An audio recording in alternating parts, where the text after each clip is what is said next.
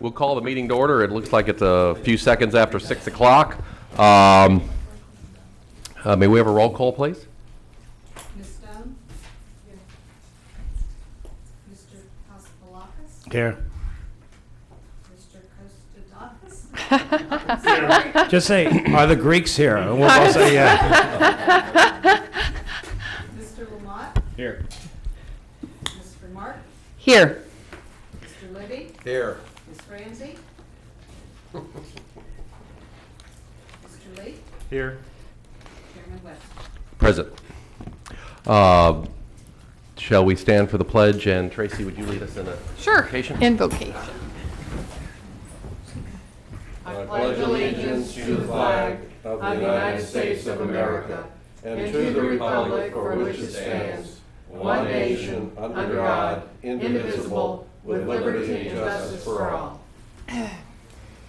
Dear Lord, we just ask that you guide us tonight, that we set aside any personal agendas, that we think of what is best for the community and the city, that we exhibit wisdom beyond our knowledge. In your name we pray, amen. Amen.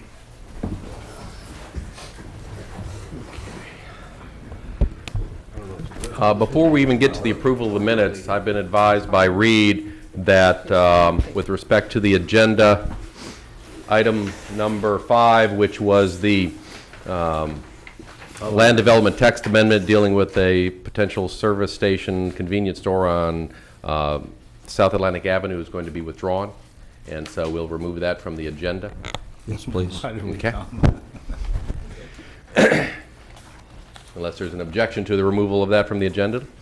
And then we have approval of the minutes. Any? I'll move approval as drafted. Second. Any comments with respect to the minutes as drafted? All in favor?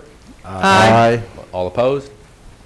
And may I just say for the record that the minutes have been dramatically improved Yes, over the last yes. several times, and we sincerely appreciate it. They're really well done. And those compliments go to Jeannie Tolley in our office. She took that on. And we're in our interim, and we now have a new individual working with us that I think will help us out. Becky? What's your last name? Bruin? Groom. Becky Groom. Very good. Well, if you would follow in that same format, we'll be exceptionally pleased. Thank you. All right. Public comments. Do we have any public that desires to make a comment with respect to outstanding issues? John Nicholson. Name and address, please. John Nicholson, 413 North Grandview Avenue. Into the microphone, please. You're Yankee. My question is, for 5 years now, you've been without a person at the CRA to do what you needed to be done in the Main Street CRA area. Midtown, downtown both have somebody working full-time to help them, to coordinate things, and you guys have not. The funding that you guys get is much greater than either Midtown or downtown, and if they can afford a full-time person to help them, I think you guys should do the same. Another 3 businesses have closed on Main Street in the last month. If we keep doing this and not doing things that are needed on Main Street, you will have fewer and fewer and fewer businesses.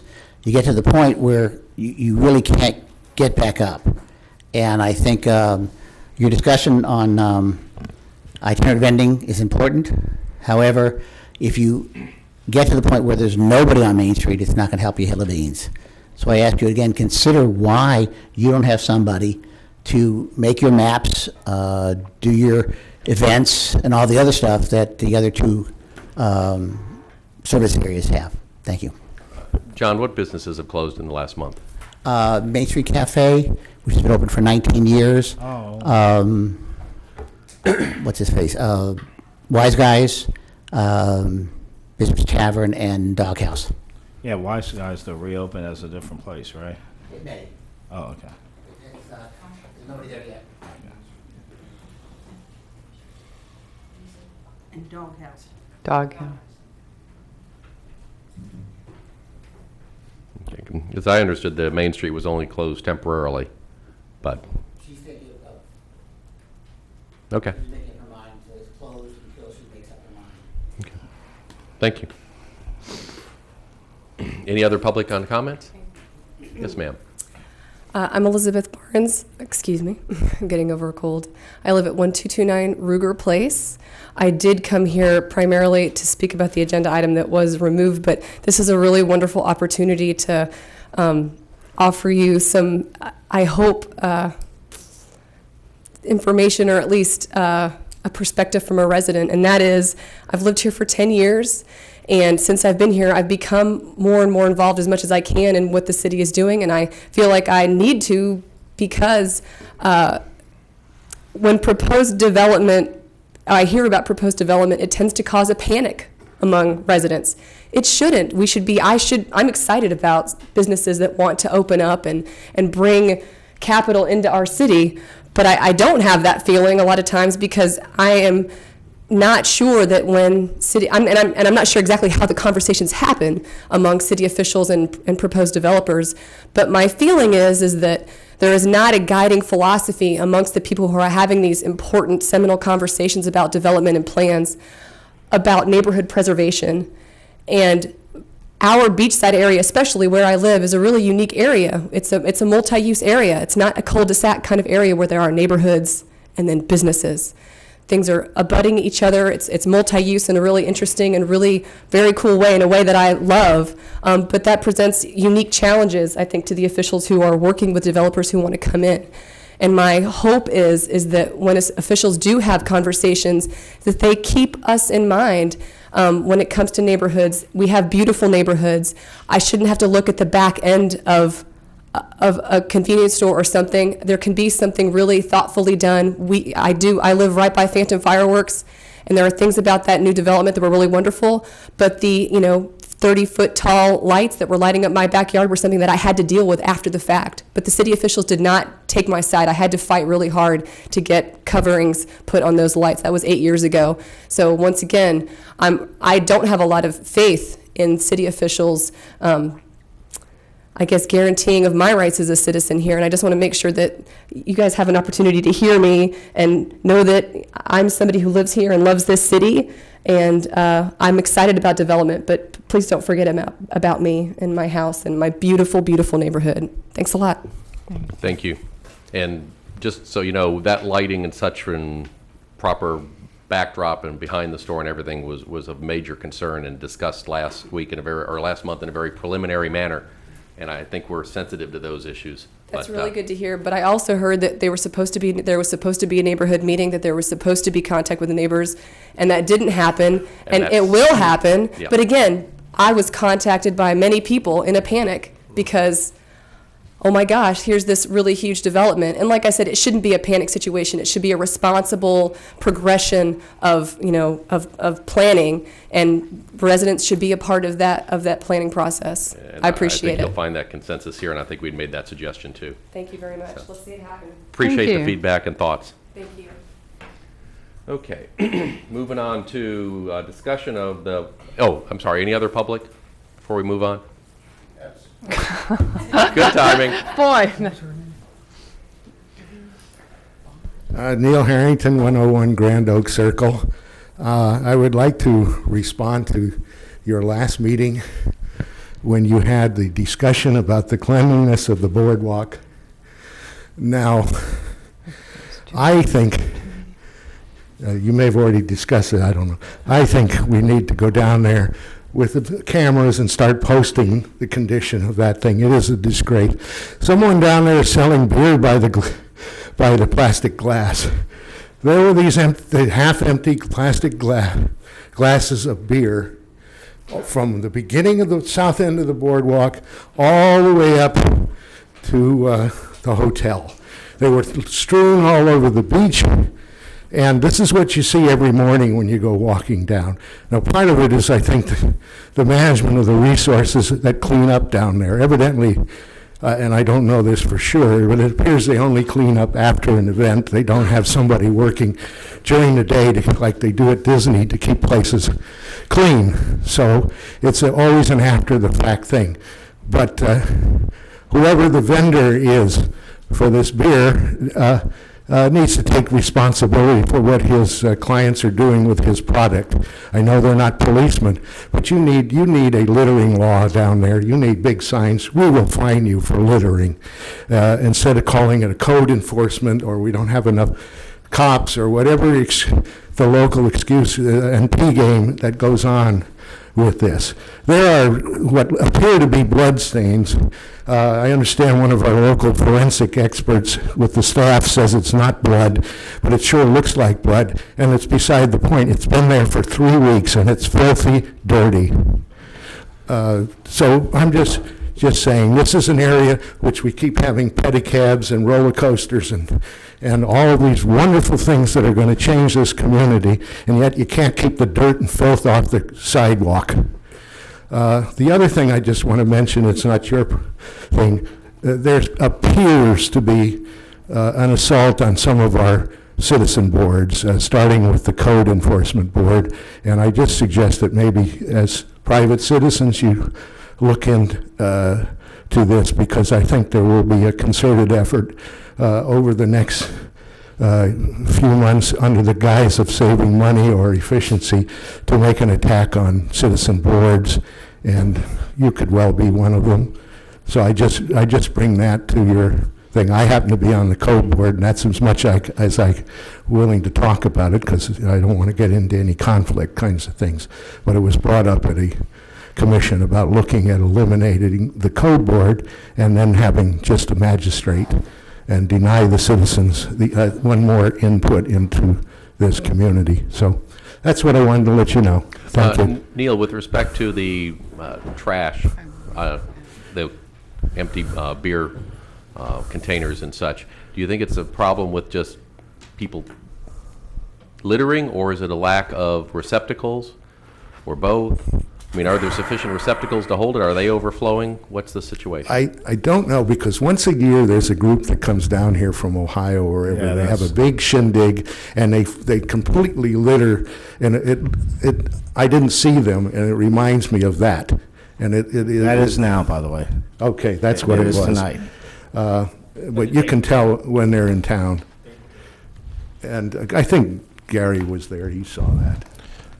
Gary? Yeah, I have to say two things. I was very impressed with, immediately after our last meeting, the steam cleaners were down there, the guys were down there, and they were working diligently to clean up that area. 1 week later, it looks like an atomic bomb went off this morning. There were pizzas all over the sidewalk. There were birds, eating the pizzas, fighting with each other. There was beer. Glasses of beer everywhere. It looked like somebody had intentionally put them out and poured all over the thing. Now, the question I have is, given the intensive use of that boardwalk, especially in front of the amusement areas and the restaurants on the south end, is there some better schedule that we could use? I mean, can there be cleanup at night? Because in the morning there were tourists coming out of the hotel heading south, and it really didn't give the impression that we want to give of our city, especially given the pier and all the work being done there and the park and all of the money we've invested in upgrading the physical quality of the boardwalk. Naples does all of its city maintenance at night. So by the time the sun comes up in the morning, the streets have been swept, the garbage is picked up. The crews work at night there, and they do it for a specific reason. We're certainly not Naples, but is there some way that, and I don't know either, Neil and I are among probably 50 residents who walk there in the morning, probably from 6 o'clock until about 7:30. There's almost a club of walkers there. And there must be a better way, Reed, of our maintaining it. I don't know how. I don't know if when the businesses close, especially the pizza place, and that's the beer vendor. Whether there's any cleanup then, you know, or do they just close the lock and the door and leave? Because that's going to be an increasing problem, especially with Joe's Crab Shack. Let me share with you something. Joe's Crab Shack is not going to put up with a mess like that at the foot of the pier. It just isn't conducive to their business, and it isn't conducive to the image we have tried to give to that part of the city. So I concur with Neil. I was shocked this morning because last week it was absolutely beautiful. You know, it was just clean as a whistle. Can I speak? What's going on down there, Dino? Okay. Okay, thank you. And last night I worked at the Mardi Gras till 3 in the morning. Okay, there is a group of kids from Dayton, Ohio. They come once a year from Tuesday to Saturday, Saturday being the last night of the event. They are graduating from the University of Dayton.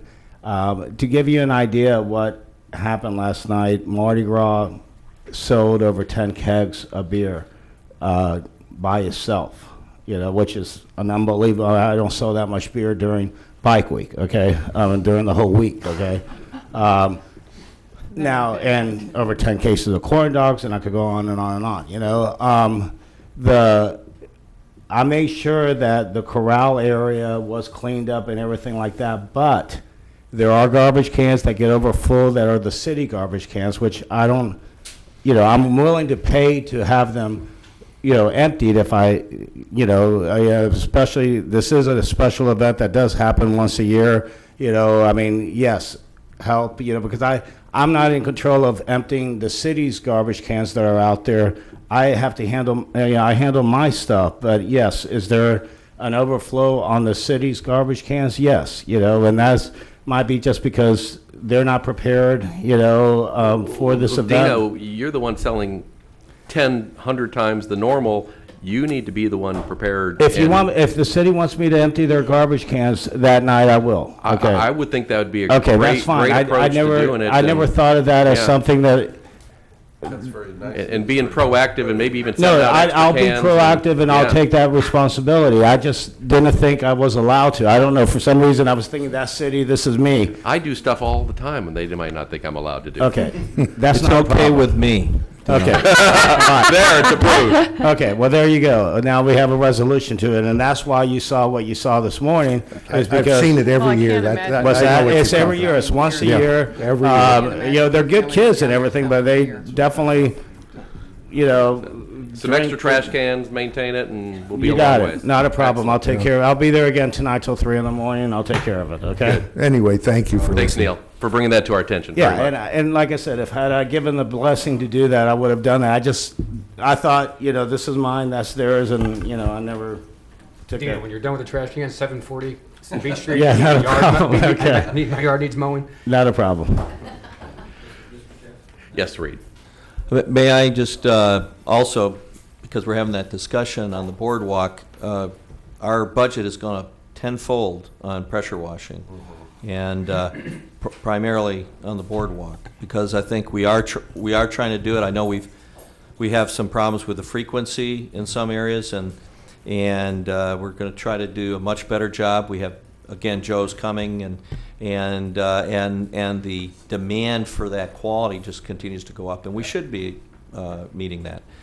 And the second thing is the streets team is out there first thing in the morning, probably early. You might be running into them out there. see them, So yeah. hopefully they continue to pick up a lot of the things they see. Maybe that was a little overwhelming the other day, but they certainly are helping us out. We continue to work with them to try to find additional work that they can help us with. Reed, I think it's a matter of timing. If they could be there, you know, before you have 100 guests coming out of the hotel walking, if there could be some better timing, because if the street team shows up at 8 o'clock, we've already lost the fight, you know. Yeah. We'll work on the timing issue. Thank you. Thank you. Tim. I mean, I think it's great that Dino's gonna go and empty the city trash cans and stuff, but does that mean, like, the Ocean Center, let's say, we have the ROTC kids here, and they produce a lot of trash. Are they gonna go out and empty the trash cans on A18 and the 200 block? I mean, we've got a problem with the garbage cans. We get large groups of people, and they tend to overflow. And sometimes they empty them first thing in the morning. Sometimes they come by at 11 o'clock in the afternoon. During bike week especially, I mean, they need to be emptied twice a week, twice a day at least. You know, I mean, You're right. I mean, Yeah. what was the solution for it? I mean, and then are we going to say like, okay, well, you know, where Neil said, well, you know, maybe we're going to hit up the person who's selling the product to the people that's causing all this trash. We're going to hit them up with the expense of it. So then what do we do? Do I sit there and calculate how much Burger King trash ends up in my garbage can down the street, or is overflowing out? I mean, we're entering into an interesting thing here right now. Is that we're gonna put the responsibility on the private business to empty the city's trash cans. And I'm not saying it's his responsibility to do it, he's volunteering to do it.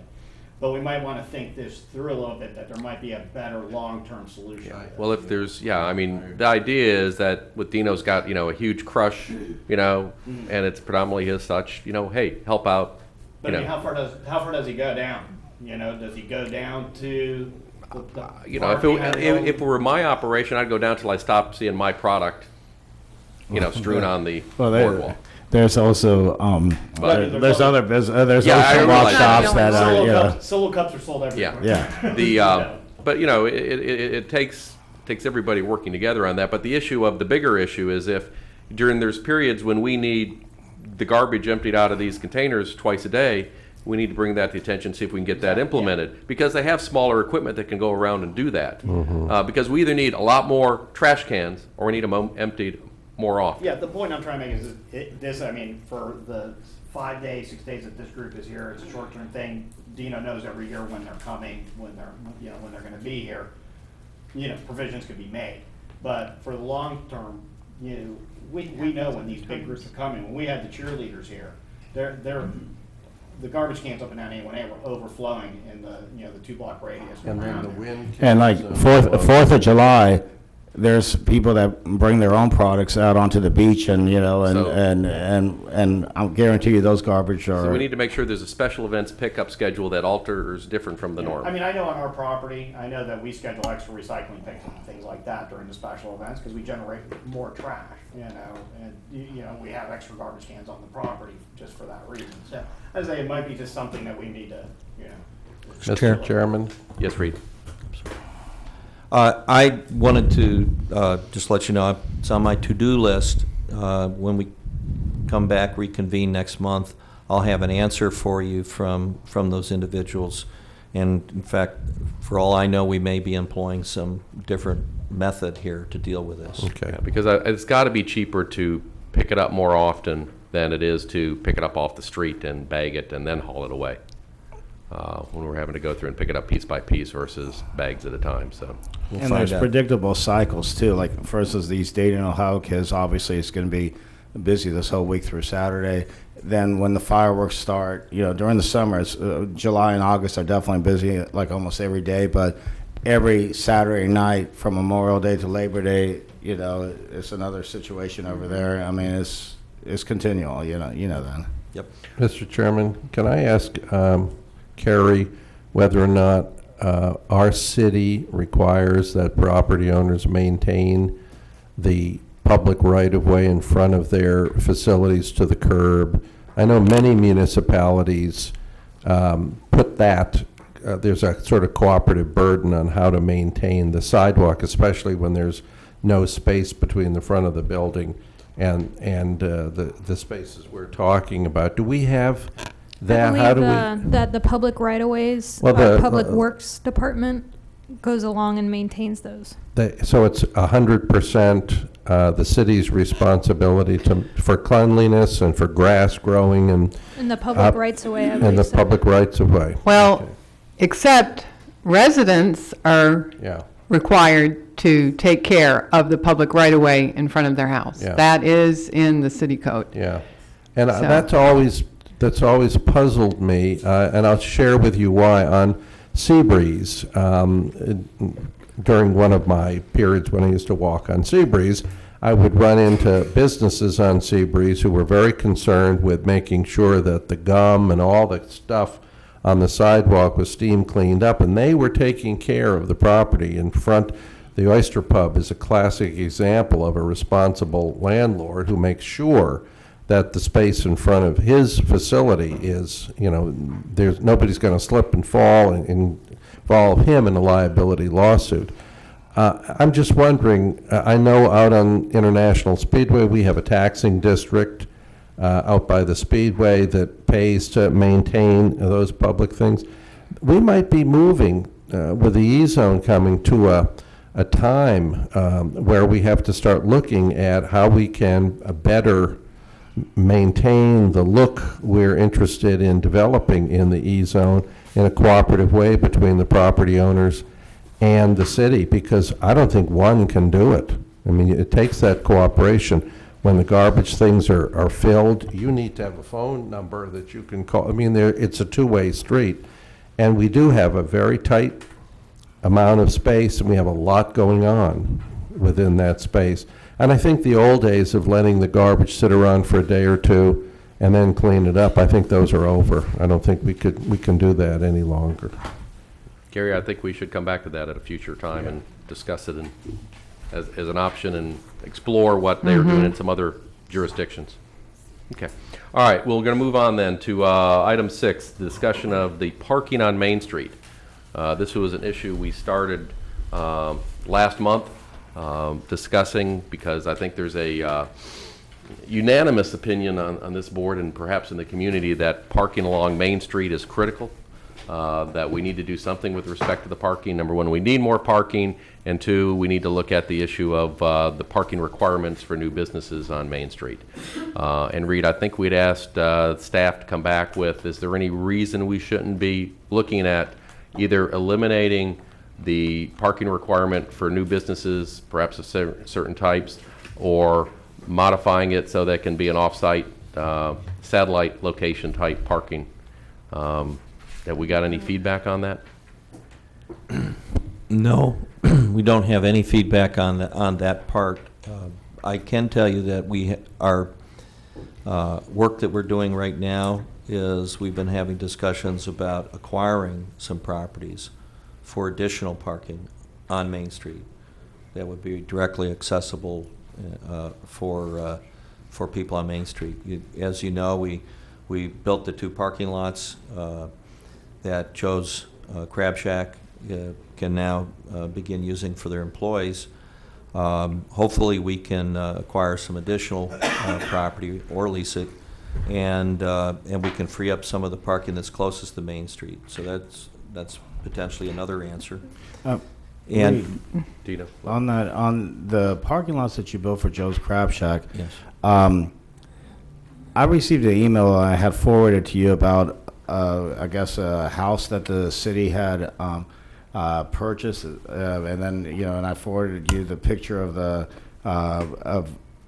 condition that it's in now, and it was a pilot program, I was told, where a police officer was supposed to live in it to try to help the area, the neighborhood out and stuff like that. Right. And that is true. We acquired we acquired property back, I think it was before I got here, I think in '07, and at the height of the market. There were issues with the occupants and the things that were going on in there, and the fact that we had transients in a place that was not being taken care of. And it turned out that one of them needed to be demolished, and they took that one down. The second one, with the uproar, that were knocking down houses. The second one, it was requested we hold that and preserve it in the Surfside neighborhood, which we did, and then we rehabbed that house, and between rehabbing and everything else, a very expensive project.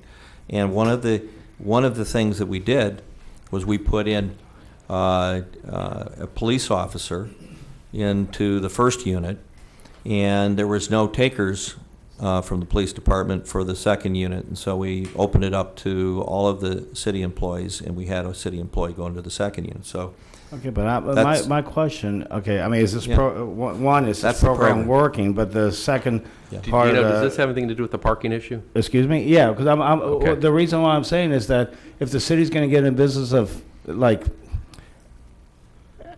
refurbishing homes and then just, and having their own employees living in there, I mean, and we're still looking for parking, areas in that vicinity, why weren't we looking at property that the city already owns to try to just increase the parking for the area?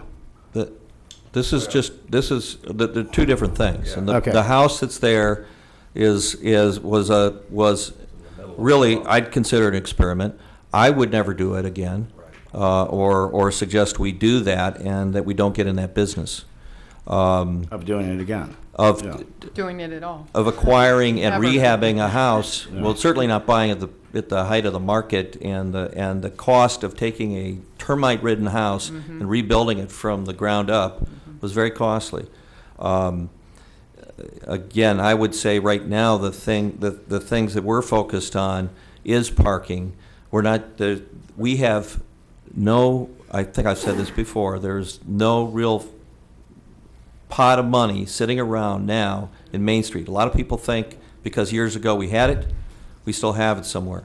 So there is no money there at the end of the rainbow to do all these things that we're talking about that we'd like to do and push it forward at this moment. I know, but when you're saying a pot of money, sometimes you have to Dino, create. let's get back to the parking issue. Can I- That's, I think, a totally different Yeah. issue. Okay. And let's let Reed finish what he was explaining with And respect to the parking Just in terms of situation. parking, Yes. And then I have a we're looking question. at what can we do to cash flow knowing what our revenues are in future years to work on land acquisition as a part of parking, as a part of pursuing what we want to do in the E-zone, and press forward with that specific objective right now. That's where we're focused when it comes to parking. Okay, I Mr. have a Chairman, question. as to this, David had one first here. okay, Rick, to the parking, you said you were right now looking at additional parcels of land to purchase for parking for Main Street. If I'm hearing you right, you're saying the city's looking to purchase parking for businesses on Main Street, right? Public parking. Public parking, but also parking for those businesses, right? Well, I That would don't have enough parking. presume that would help everybody on Main Street. Okay, you can parse the words all you want, but my point is, what I'm getting at is, there's businesses on Main Street that are complaining about not having enough parking, but at least twice a year, they cover their parking lots up with tents, and now you're gonna ask the taxpayer to pay for these parking lots and not ask the businesses to directly pay for them, because they're the ones that need the parking. If that's what I'm hearing from you. No, this is Where is the money coming from to purchase the land? that would potentially, some of that could come from the redevelopment area, the Main Street area. Which is still taxpayer money, however you want to look at it. Which taxpayer? The money that should have been going to the Halifax taxing district that goes back to the CRA. The new We money. did it to the CRA. The new money within the Main Street redevelopment All I'm area. saying is looks like we're providing parking we started with Joe's, Yeah. and it looks like we're starting to provide parking for businesses that should be providing their own parking. Mr. Okay, Chairman. all right. That's Wait, where I'm trying to get before you clear get there. Well, actually, buying parking is not something I'm interested in talking about right now. We have other issues approaching parking that I want to address. Okay. Gary? Just for context, when the street was redeveloped and parking was taken off both sides of Main Street, the city rented parking to substitute those spaces. Since that time, the city has lost that property. It belonged to two property owners who did not decide to sell it or continue renting to the city, and hence we've got a deficit now of parking that many of the businesses on Main Street thought was part of the deal. Teresa, am I correct in that assumption? What I'd like to talk about, Reed, are two things. One, the elimination of the required parking in the Main Street area. We talked about from the laundry to the river, I think, on Main Street. Wasn't that the gist of the motion at our last meeting? Well, I don't think we we were had a motion. recommending. We didn't have a motion. It was just up for discussion, and Okay. there's two issues I want to address. Number one is, we raised at the last meeting the issue about the Ocean Center parking. Yes, Well, thank I'm you. coming There I to was that. going. Yeah, we're all Okay, coming well- to that. And if you'd give me just 2 more minutes. Well, why don't you let me direct the meeting, Gary, and maybe we'll get to them. Well, if I've I got may. the floor, so let me finish, Dan, and I'll be very brief. Okay. I think it's very important that we get feedback on our suggestion that we eliminate the requirement of parking on the west side of Main Street as it approaches the river. I think you had unanimous feel from this. The second issue was negotiations with the county on the adjacent county parking lots. We have got to engage the county in some discussion, because that could be a major solution or a big part of our problem in providing access to parking, whether it's paid or whether it's free. That would be up to the negotiation between the city and the county. Thank you, Mr. Chairman. Let me address first the issue with respect to the parking. A little over a week ago, I contacted our county councilman, Josh Wagner, raised this issue with him, explained that it was a major concern. He contacted the county manager's office, county attorney's office, and brought it before the county council last week. It's my understanding they discussed it. There was a general consensus that, hey, that's a good idea. Let's turn it into public lots. Let's use the system with the electronic meters along those lines. Let's get it all into a public arena.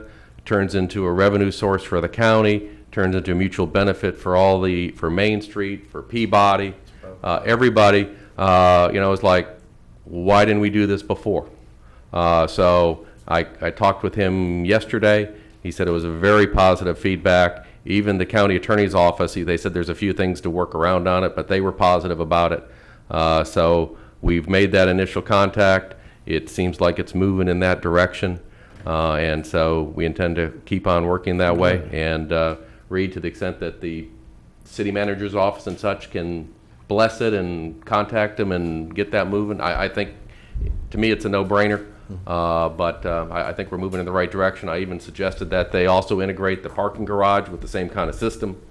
And that they might even look at some of the private lots around and put it in the same kind of system under a uniform management, save a lot of overhead, because all those things track exactly who parks there and when and all this kind of thing. So we could actually end up with a kind of an integrated parking system, some integrated or uniform parking signage and such, and be a huge benefit to the whole area. And since we're talking about parking also for Joe's Crab Shack and what have you, in addition, can we also look at opening up the Main Street to ISB beach parking? It was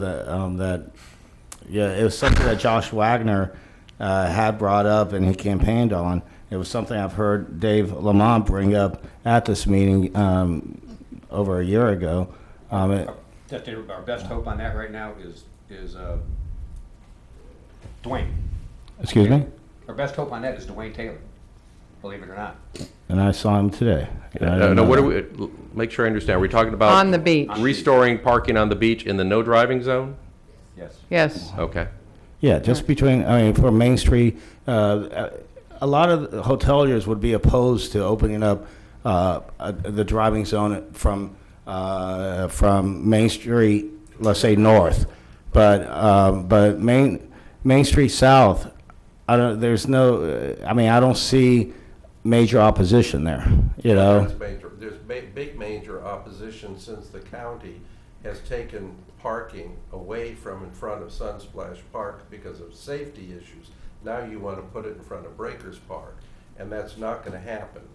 I think Yeah, I in the don't short see it term. happen. It might happen after the county explores this elimination of parking where people have direct park access to the beach. But that's Breakers Park now, which is a huge positive, becomes a liability in the parking issue in front of it. And that's a big section of it right there. Well, I think, like anything, we should look at these and discuss them at some point. I'd appreciate But I'm glad some you more. did what you did with talking to Josh Wagner and getting that initiated. Yeah, because actually I was going to ask about any discussion with the county. I think that's great. Well, I just decided to take it. Well, I think, yeah, it is, and I will definitely, follow up with calling I never even thought of that myself, but Took me a while. I always think of calling the city commission, but I forget, that we're in the county. And, I mean, we were just in Seattle, there at Pike's Place, find an attendant, you don't. Everything is electronic. Pay with Visa, I mean, it's so easy.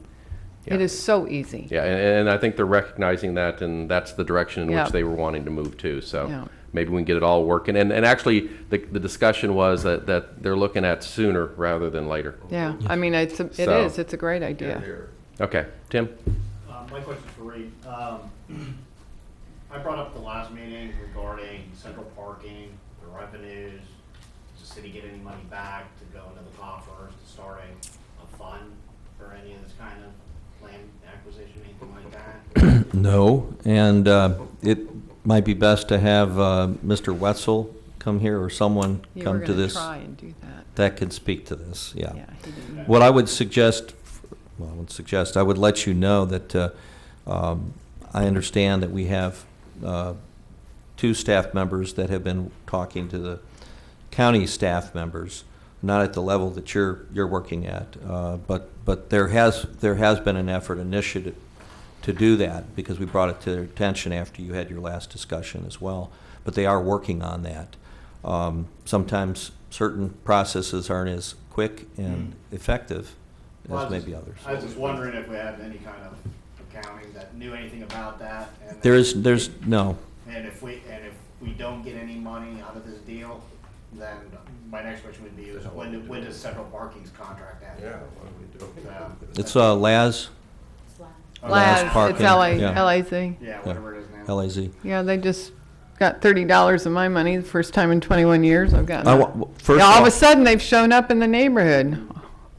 just to So, let you know that they used to be the they are police. looking at the new boxes, all the credit cards. It's all being evaluated right now. The new technologies and where they're going to deploy that. And it certainly seems like if, we have the Peabody lot and the other city lots and such, and, city should get in the loop on this too and turn those into, potentially fund-generating opportunities. Dan, the Peabody lot is 3 times the number of spaces that all of the other city lots provided before they went back into private hands. 3 times. It should satisfy a huge demand on access to Main Street by people shopping and eating and dining and And that's the drinking key. in that area. We've got Joe's Crab Shack coming in though with, 800 seats, hopefully other things. That's why we need, and you look at that huge Ocean Center lot sitting virtually Closed back to down. back You're right. to Main Street. I mean, it's 150 feet from Main Street and it's closed 99% of the time. So hopefully we'll get those accessible and they'll work for Joe's Crab Shack and everybody, and we can actually have parking in the area. I agree. So that I think is a major move in the right direction. So let's talk it up. You see the other county council members and chairman and such, let them know that we think it's a great idea. And No-brainer, really. yeah, We started in 2002. Well, should we recommend Talking, didn't we, Therese? 2002, we made our first overture. A previous Main Street board made the overture to Well, the should the county. city make some kind of pass some kind of resolution, that is, Not yet. that's when they get to final agreements and Yeah. such. Just this is the conceptual, let's get it moving. The county can turn those into public lots on their own in a heartbeat. okay. But then we get to the issue of, all right, the city has lots too. If we're using a uniform system, uniform management, then everybody gets their share. I think it's the most cost-effective way to get the parking there and make it happen, so. And by the way, the only reason I brought up that pilot program earlier is that if it doesn't work, there's a source of money. The city could just sell it, and then we'll have some additional funds to do something else with. Yeah. Yeah, it's all Well, out now.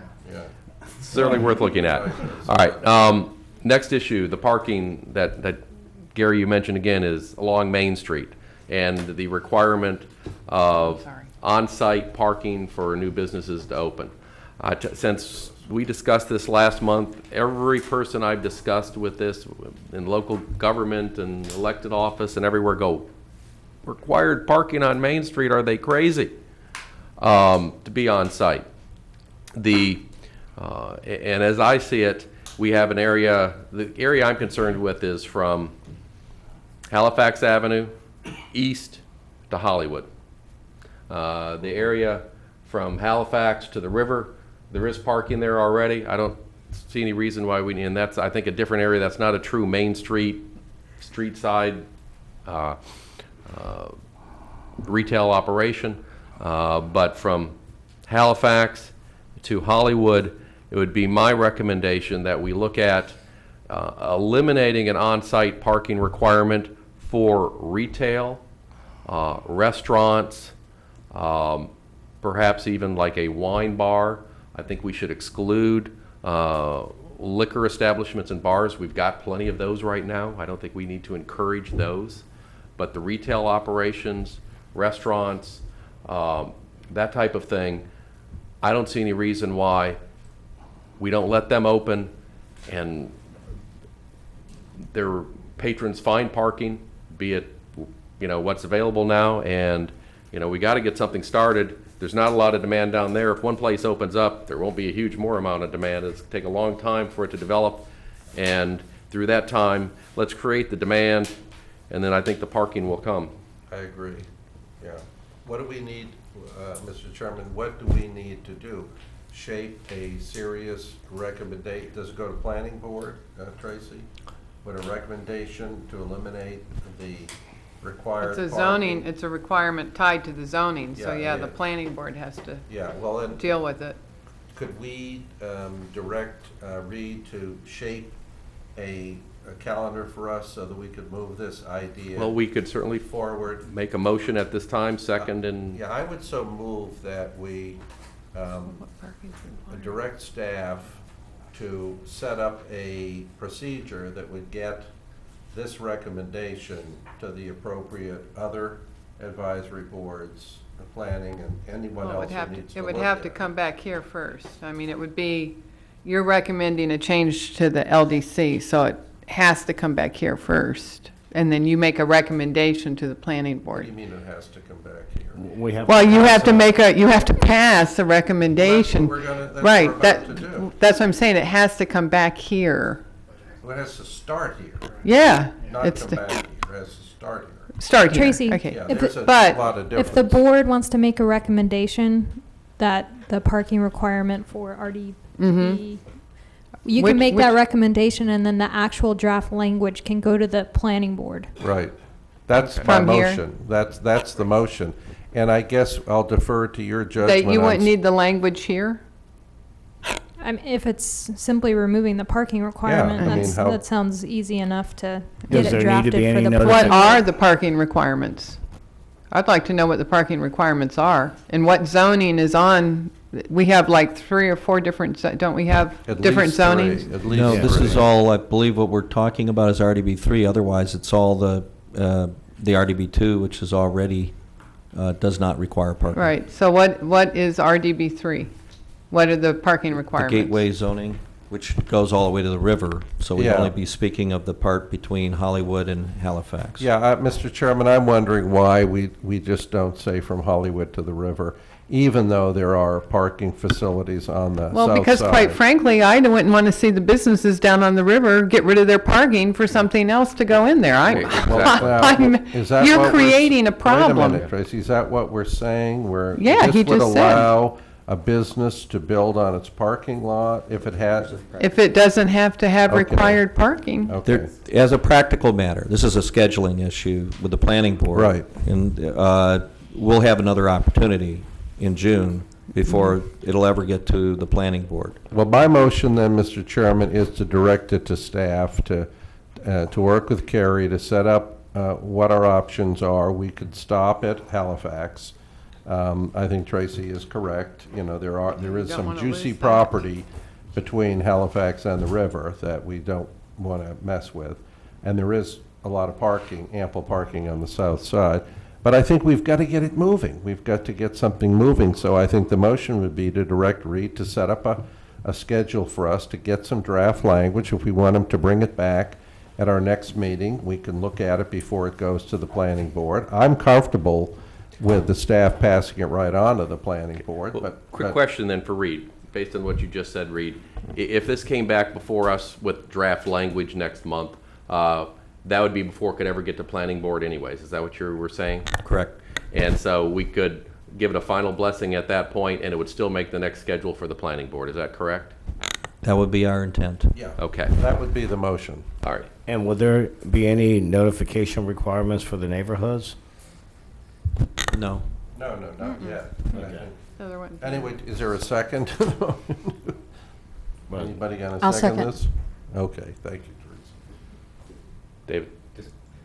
I'd like to see them, if we're gonna go that route, with the recommendation, we need to know hypothetically how many parking places are available right this second if we use the Ocean Center parking lot. I think we're kind of jumping the gun here. We're gonna eliminate the parking requirements.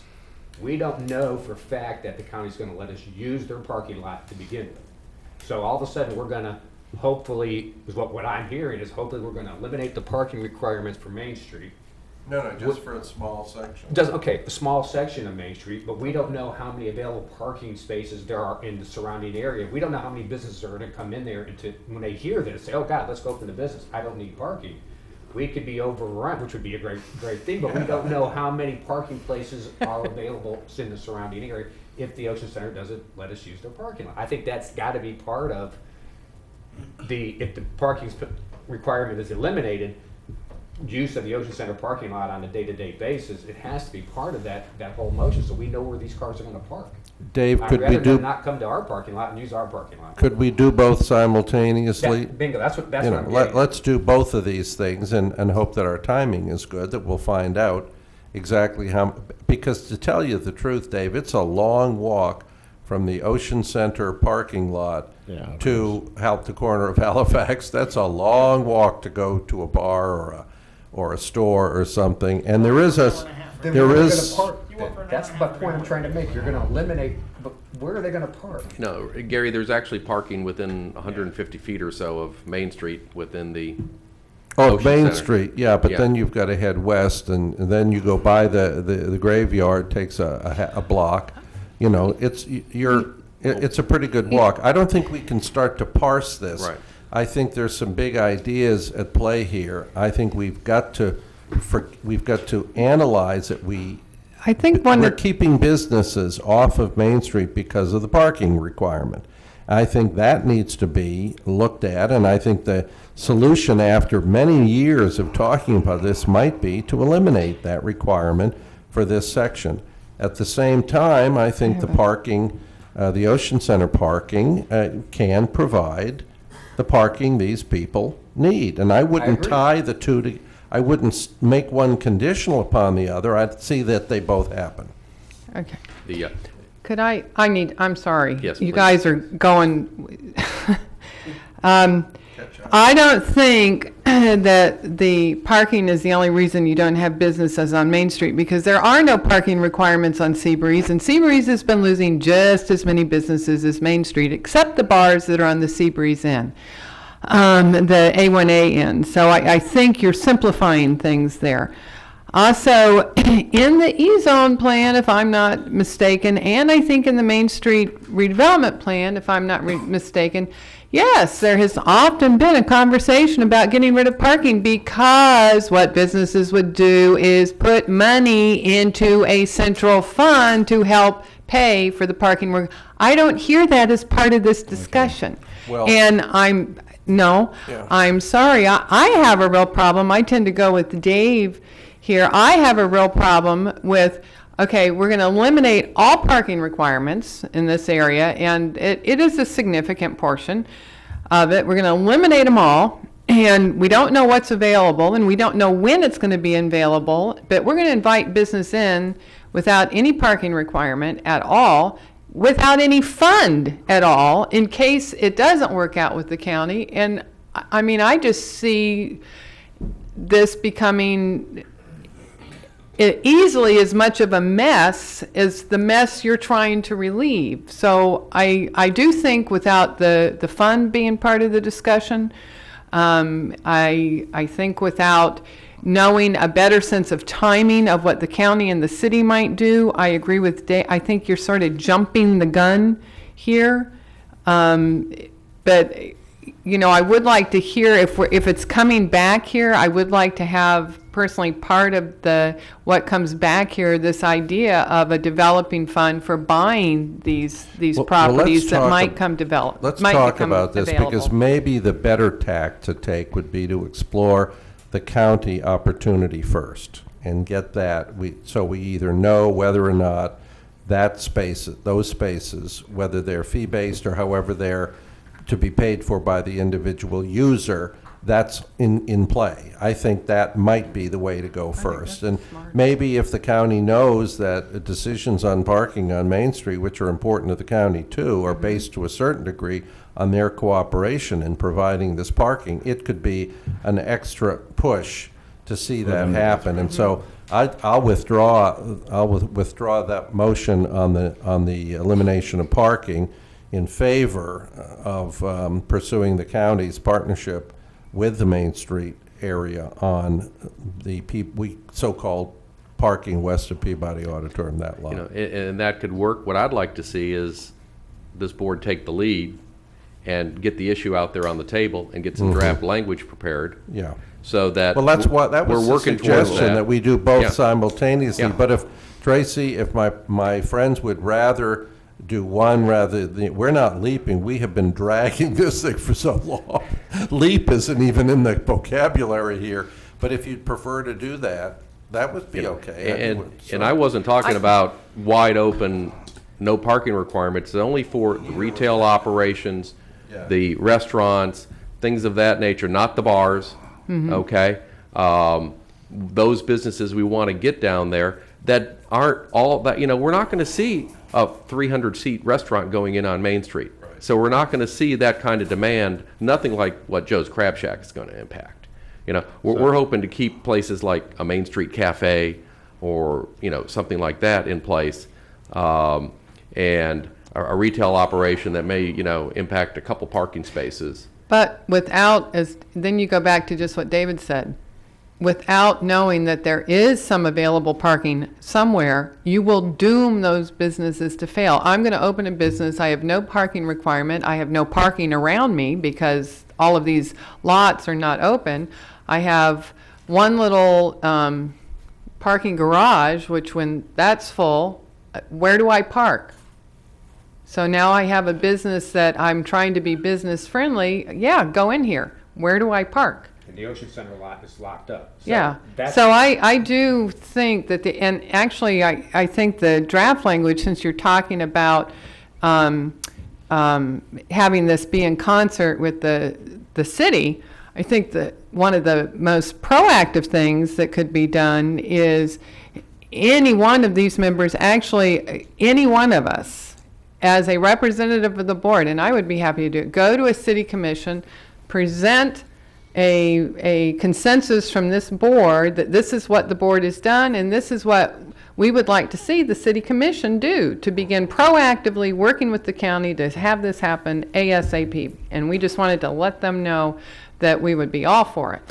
I think that, to me, you know, instead of having to go through Reed and Reed having to go through the city manager, and the city manager may be talking to all of these commissioners individually, just go to their next meeting and say, this is what we think as a board, and this is what's already been put into play, and we wanted to make you aware, and anything you can do to direct your city manager to deal with the county manager to see this happen, it's going to be great for the Main Street area. Let's make it real confrontational. That's just what we need. Yeah. No, I think it's informative. How is that confrontational? You know, how is that confrontational? This is a great opportunity for partnership, and you know, we really wanted to. Okay. It started here, and Josh is working on it, and the county council already had this, and we just really want you to know we hope as a board. And if I might add that your staff is working on it. I know you are. And so just like, you know, we hope you'll conclude something that will end up being a very positive, and because there is conversation that I'm not in, but it's happening. Well, and let me Is it share- happening at the city commission Yeah. level? Let me share that the No. city has always asked the county for partnerships on these lots. It's the county who's changing its attitude. And we can probably thank Josh Wagner and probably Don Poor and the county Webster. manager, who now sees that maybe that impediment is keeping the redevelopment on Main Street that they are screaming for us to urge, keeping it from happening. And so they're more interested in being a willing partner. And I think our job is to keep asking until they say yes. Let me ask this. Do we have a consensus with respect to the concept, providing we're moving towards getting the Ocean Center lots and other lots in the area become public, in the public domain and available? Of course. That we would substantially reduce or eliminate the on-site parking requirements along Main Street between Halifax and Hollywood with respect to retail, restaurant-type operations? Yes. Yeah. Is that a consensus? Yeah, I think you have that. Okay. Well, when you say restaurant type operation, you're not talking about major restaurants. You're talking about. The code specifies. You're right. Well, yeah, because you're not talking about, I mean, you have Right, like A1, another A2, Joe's Crab A3, Shack, so you're you'd talking have about to have minor- that. Yeah.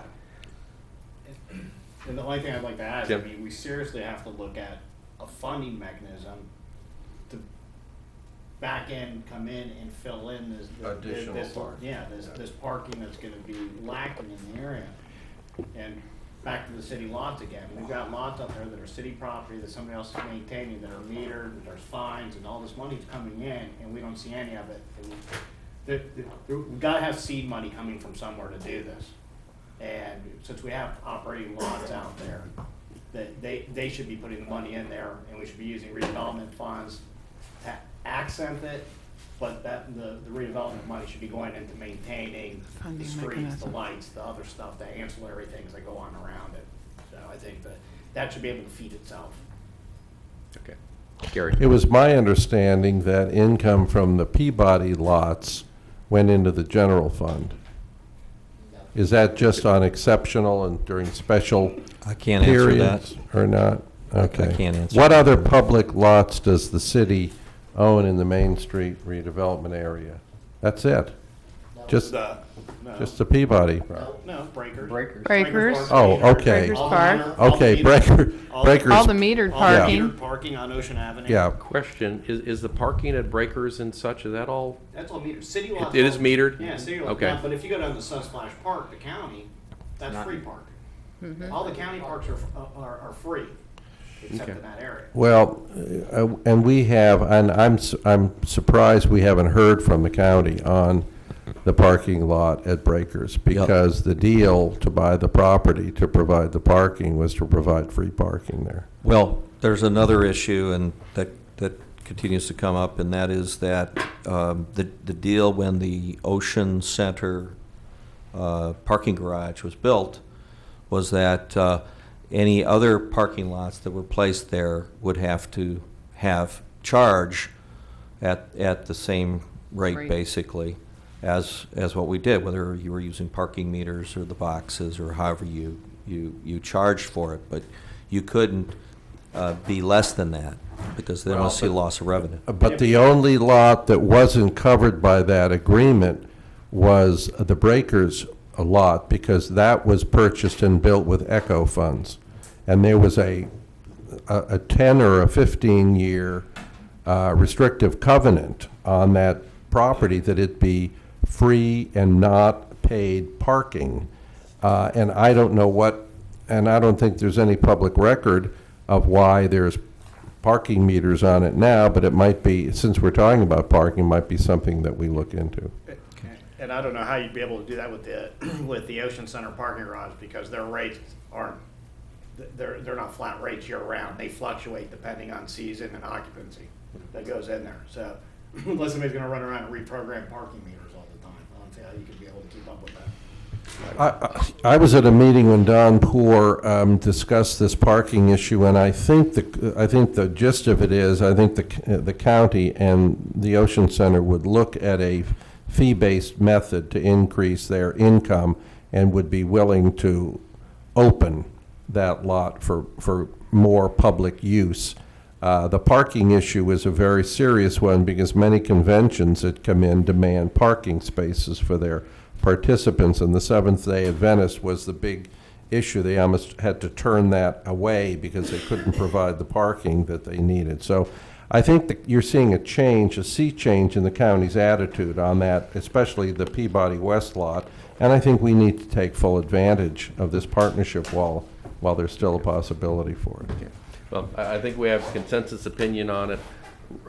Reed and Carrie, what I'd like to see done in anticipation is put some draft language together with respect to the Land Development Code amendment, so that as things progress, it'll be ready to go, and we can continue discussing this, each month just to maintain the status and the progress. And then we need to call a question on the motion that was made and seconded by Teresa to do that. That's exactly what the motion was. Do you want us not to? I mean, we can do it by motion, or I'm just asking. Consensus works as well. Yeah, it works. I mean, it's in the minutes. Doesn't make any difference to me.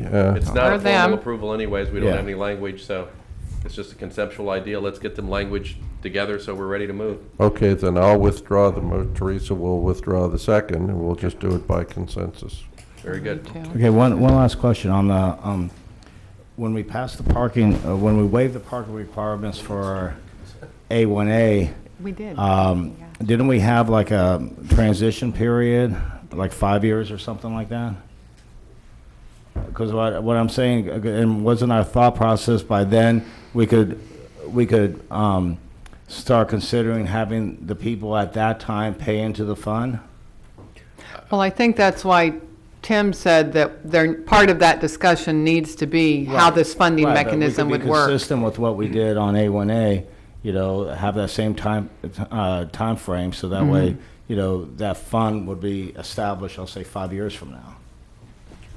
I mean, that's possible. That's not the concept I'm thinking of, a true Main Street area. Right. True Main Street area there isn't a requirement for on-site parking, or even satellite parking. Okay. Some places will have it, and that'll be a benefit to them. Right. Because there are establishments along Main Street that have parking, and they will benefit from having the parking. And there's those that will everyone will have to walk to it from wherever their parking is.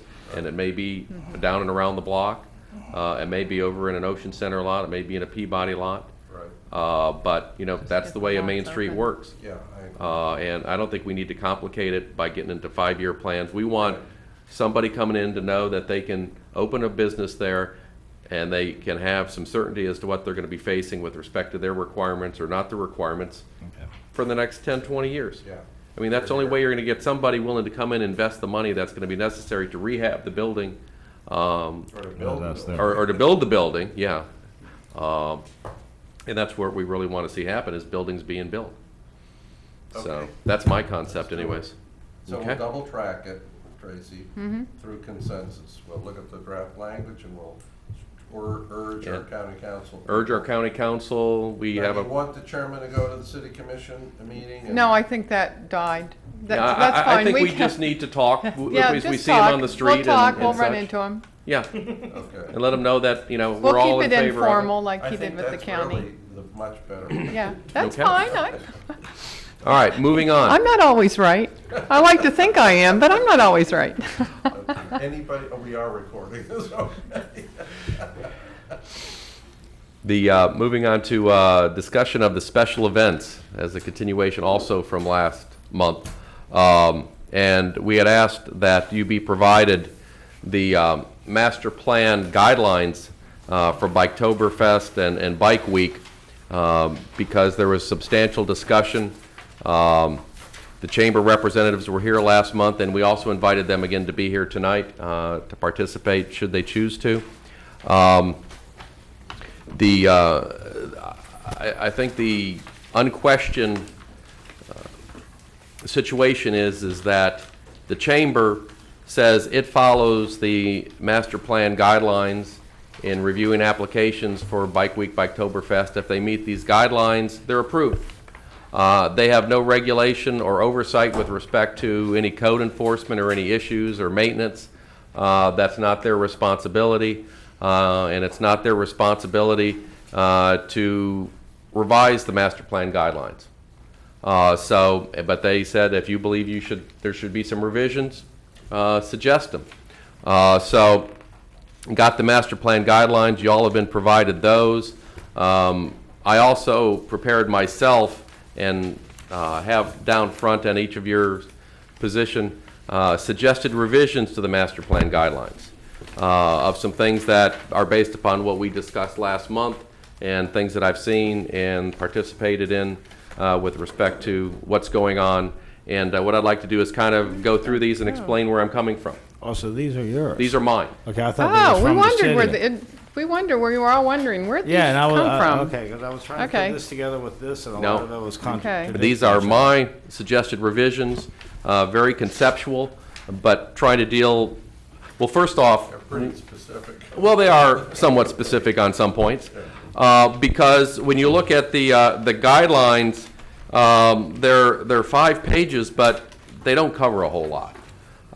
In fact, I think there's huge voids in there, so that's why you'll notice I had suggested revisions to their section 1 and 2, and then all the other points I have are whole new issues that aren't even addressed in the guidelines. Yeah. And so here's where I'm coming from, and I'll go through and summarize these. With respect to section 1 of the guidelines, I suggest that the definition of contiguous, which is in the guidelines, be revised to actually be contiguous, because right now it's structured so that properties deemed contiguous where they are separated only by a dedicated right-of-way, that's a road or an alley, no more than 60 feet wide and located directly across from the dedicated right-of-way from each other. That's everything. And so that's an awful lot of Main Street. And what that is allowing is, and then they also have that the property doesn't even have to be owned by the same entity or person, that it can be owned by 50% by someone else, and then they can still use it as part of the same property with respect to putting up all their tents and everything else for special events. And I think that's counterproductive to redevelopment of Main Street and getting buildings built, because what we've seen is more buildings get torn down, more tents get put up, and all under really legal fictions as to what is contiguous, because what is defined as contiguous in the master plan guidelines is not at all contiguous in the rest of the world. So I'm suggesting we get back to true contiguity.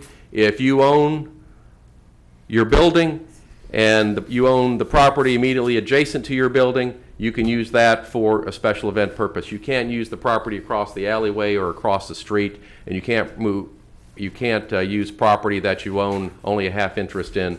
And I believe some of that is actually created as a legal fiction just so they can use it for Bike Week. And that is being counterproductive, and that's not getting redevelopment going.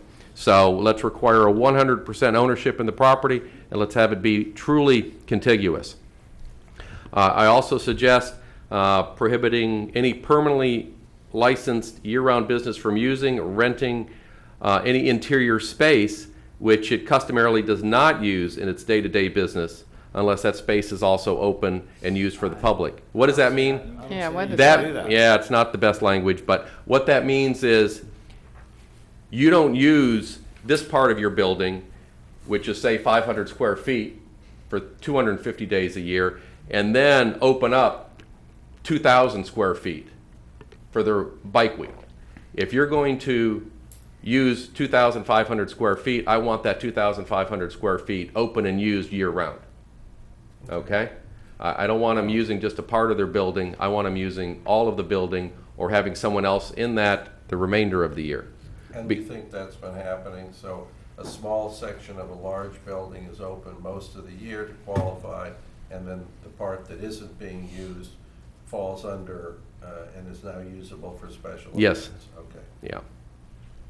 Okay. There's also a requirement that they be open 250 days a year for 6 hours a day. I think it should be 8 hours a day, okay? Otherwise, you know, we're having places just opening up and pretending to open up and really not operating businesses. So, you know, at least let's make it an 8-hour-a-day requirement. In Section 2 of the guidelines, subparagraph D,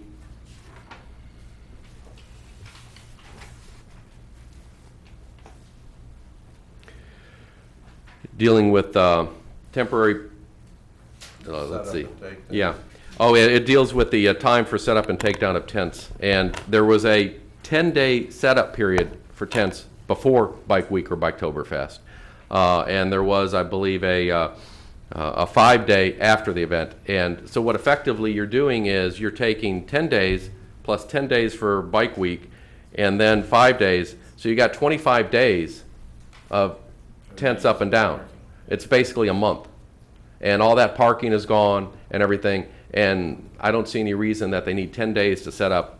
I think 5 days would be ample to set up and 3 days to take down. Isn't that a technical question though, really, Dan? Not an opinion one? I mean, it takes so much time to pull in a truck, unload the stuff, and I don't know what the actual work time it would take to put up. These tents have gotten pretty big and pretty complicated. Well, that's part of what I'm getting to too, is the Okay. size of the tents and such, Okay. because I think we've gotten carried away on the tents. Okay, well, this would limit to a great degree, intentionally or unintentionally, the size of the. It may. I don't think, actually, I think they can send a tent up in 24 hours and Well, they do in circuses all Yeah. the time. They come in the day Exactly. before and set up the big top. And so why do we need 10 days to, Okay. you know, lose parking and lose business for other, you know, businesses in the area? And I Mr. think Wester, you're- do you want Yes. us to respond as you go along or when you're done? How about when we're done? Let me just go through Yeah, and I'm just explain. making, yeah. Okay, but the yeah. next one you're gonna read, should it say itinerant vending sales instead of TPA sales? Well, subsection 2 dealt with TPA sales, and so this is consistent with what I'm dealing with itinerant vendors and tents or whatever below, is restricting the size of TPA outside sales to no more than 100% of the interior covered retail space, you know, so you don't end up quadrupling your retail operations and such, and trying to get some limitation on it. And my suggestion is that we actually taper that back over a 3-year period down to 50% of the interior space, trying to move the incentives towards building buildings as opposed to having tents there.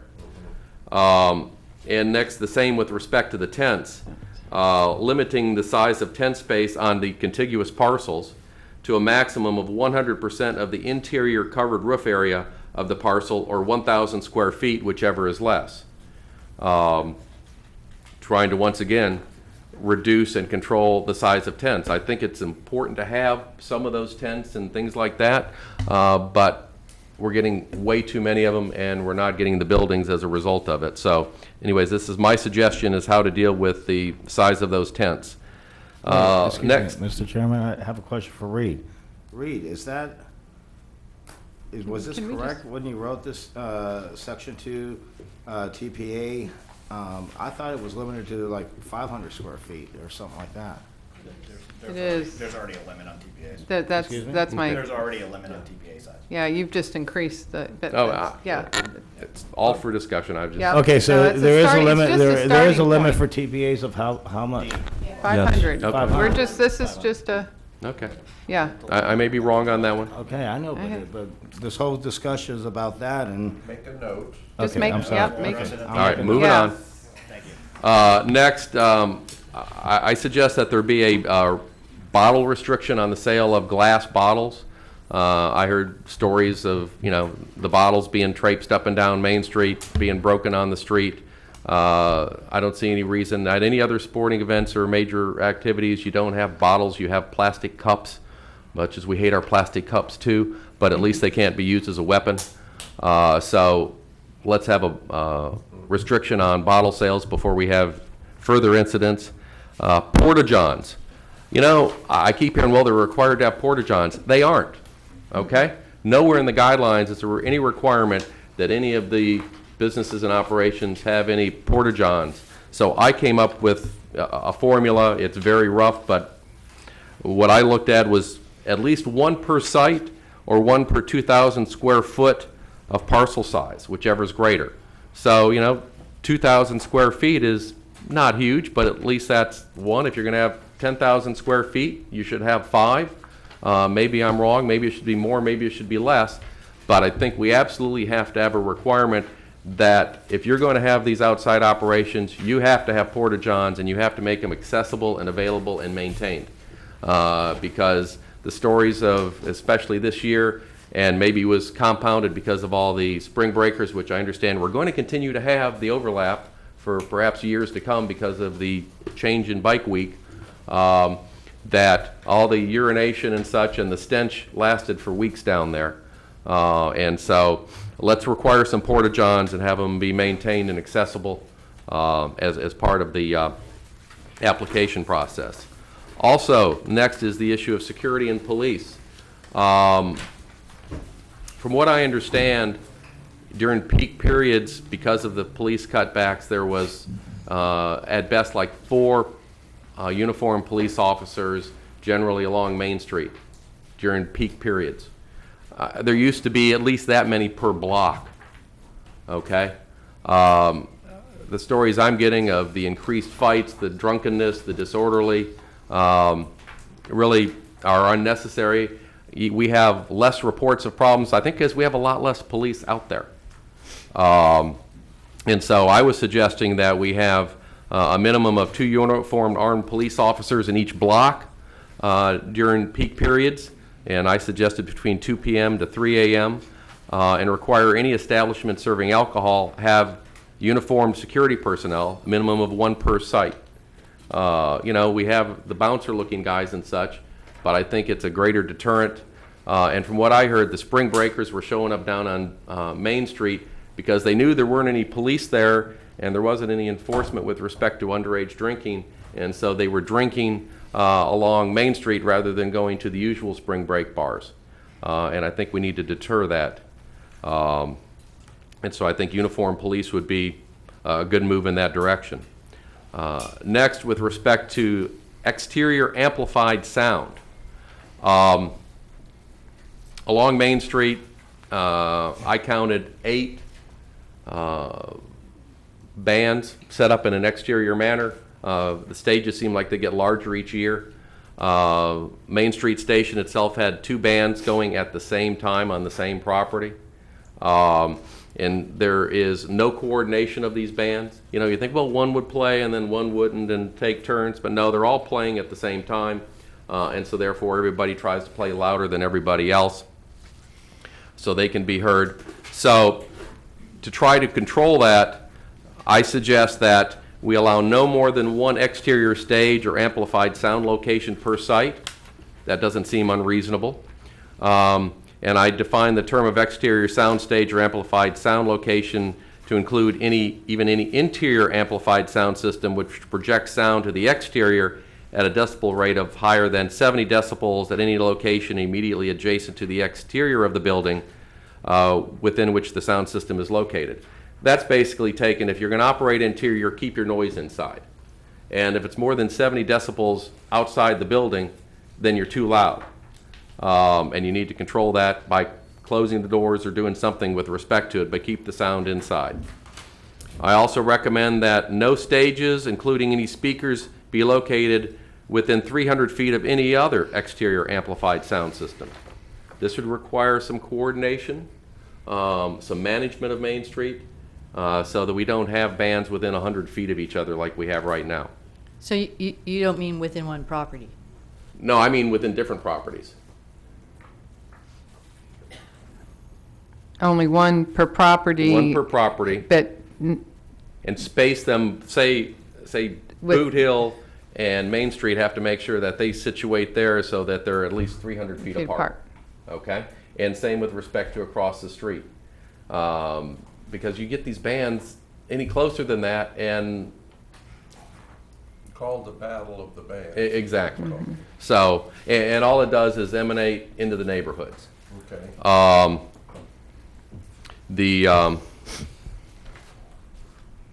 I also recommend that all speakers face directly towards Main Street. be located within 100 feet of Main Street. In other words, close to the street, not, but 100 feet's a good distance. We've got the one setting up, it must be back, right at the back of the parking lot to the Ocean Center, way behind the building lines, and they were the worst offender through Bike Week this year. We need to get them up closer to Main Street, and then let's take all those exterior speakers, enclose them on the back sides, the tops, and the sides with, I'm suggesting something like 2 layers of tenting or soundproofing material designed to substantially reduce the sound being directed other than directly towards Main Street, and requiring all speakers be contained within the sound shielding and placed at least 4 feet back from the front edge of the sound shielding. So we're somewhat containing it and keeping all the back blasting of the music and sideways into the neighborhoods and such minimized, and keep those speakers in there. I think it goes a long ways towards controlling the sound into the neighborhoods. Also, require the amplified sound system be used only for the playing of music and not for the sale of drinks, sale of products, or to draw business by the hawking of, you know, product or sale or events going on. If we're going to play music, we play music, but we don't use it for trying to sell drinks or wet t-shirt contests or whatever else is going on in the outside, because that sound actually penetrates into the neighborhoods even worse than the music. Let's see. Require all exterior amplified sound to cease operations at midnight. Okay? I would challenge anyone to show me any municipality that has bands of this magnitude playing outside after midnight. I think the West Side is stopping all of their music at 12 o'clock. They over in Maryland Cloud Bethune, and it's a midnight. You know, at midnight it can go indoors. Yeah. But you know, I don't know of anywhere that has music playing. You know, usually after 10 o'clock they shut it down. But midnight would be the worst case, much less till 2 and 3 and close to 4 a.m. on the time change times. Okay? That's what we're facing, and I really would love to see any place that has it, that goes anything of that magnitude, much less one band, you know, not even counting 8 bands within a 2-block zone. Itinerant vendors. I'm suggesting that no outdoor itinerant vendors be permitted for the sale of clothing, including t-shirts. You know, the concept of having them for specialty products and such, but, you know, t-shirts, we have shops, okay? And also that no itinerant vendors be permitted on the interior of buildings. Maybe I'm not even right in that phraseology, but, you know, that's where we're getting into the situation where the property isn't being used at all really during the year, but it's on the same site as a small operation, and then they open it up and they put all these itinerant vendors in there. I want those stores to be operated by businesses that are there operating year-round, not bringing in itinerant vendors within the store. Because we're not going to get permanent operations there unless we eliminate the itinerant vendors in the stores. The posting of prices. I hear stories about, you know, prices varying and somebody being charged $15 for a Coke and a corn dog because they have no idea, and they thought it was going to be $7 and $15. What's wrong with posting the prices? Let's be fair. Let's, you know, let the buyers know what they're going to get, but let's have everybody post their prices on any of their product, merchandise, food, drink, or service. I know that they actually did have something about that, posting of prices on something in here. But, so I just think they should do it on everything. Okay, we'll go around now. And so anyways, that's my suggested revisions to the master plan guidelines. And why don't we start over with Teresa? Okay, so we're,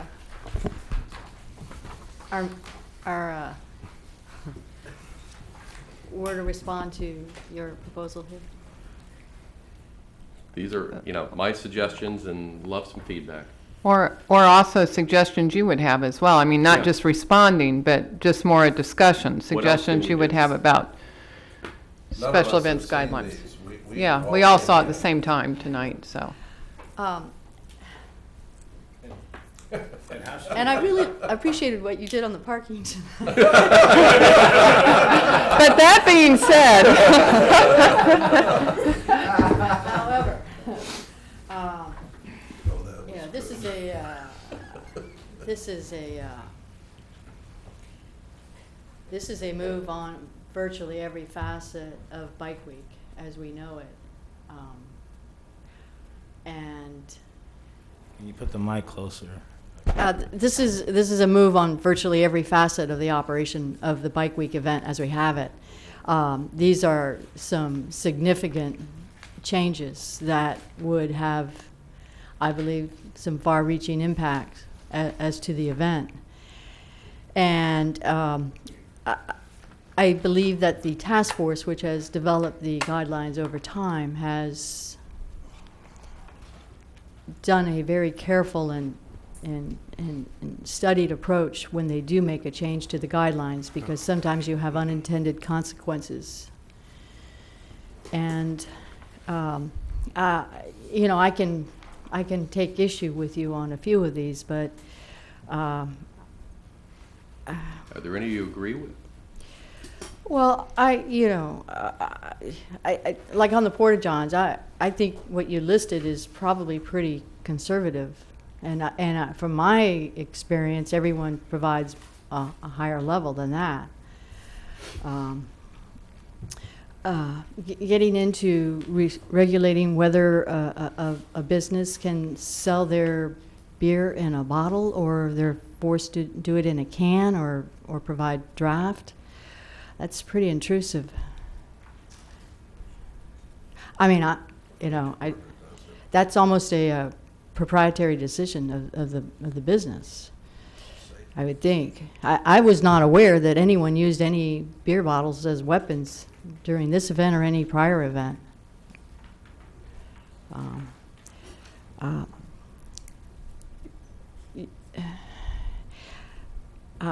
I have a facility that is a special event facility. I don't use it every day of the week. I use it regularly throughout the year, but I would not comply with using it the 250 days. It's an extension of Dirty Harry's. It's the bank. But I use it every week, but I couldn't meet this requirement. The bank's not open? Every night? No. Or even 5 days a week? No. It's not. I'm just not. And I don't want to make it personal to me. I think. no, it's a good example, though. Yeah. I think that's, you know, it's helpful to know Yeah. the realities of what's down there. Yeah, I mean, these Yeah. are just Yeah. preliminary conceptual ideas. So. Yeah. You know, I think the city staff struggles with the enforcement issue of the opening requirements. As they are written, I believe they are parallel to those of the state beverage department. You know, the beverage department requires hours as well, and they match presently.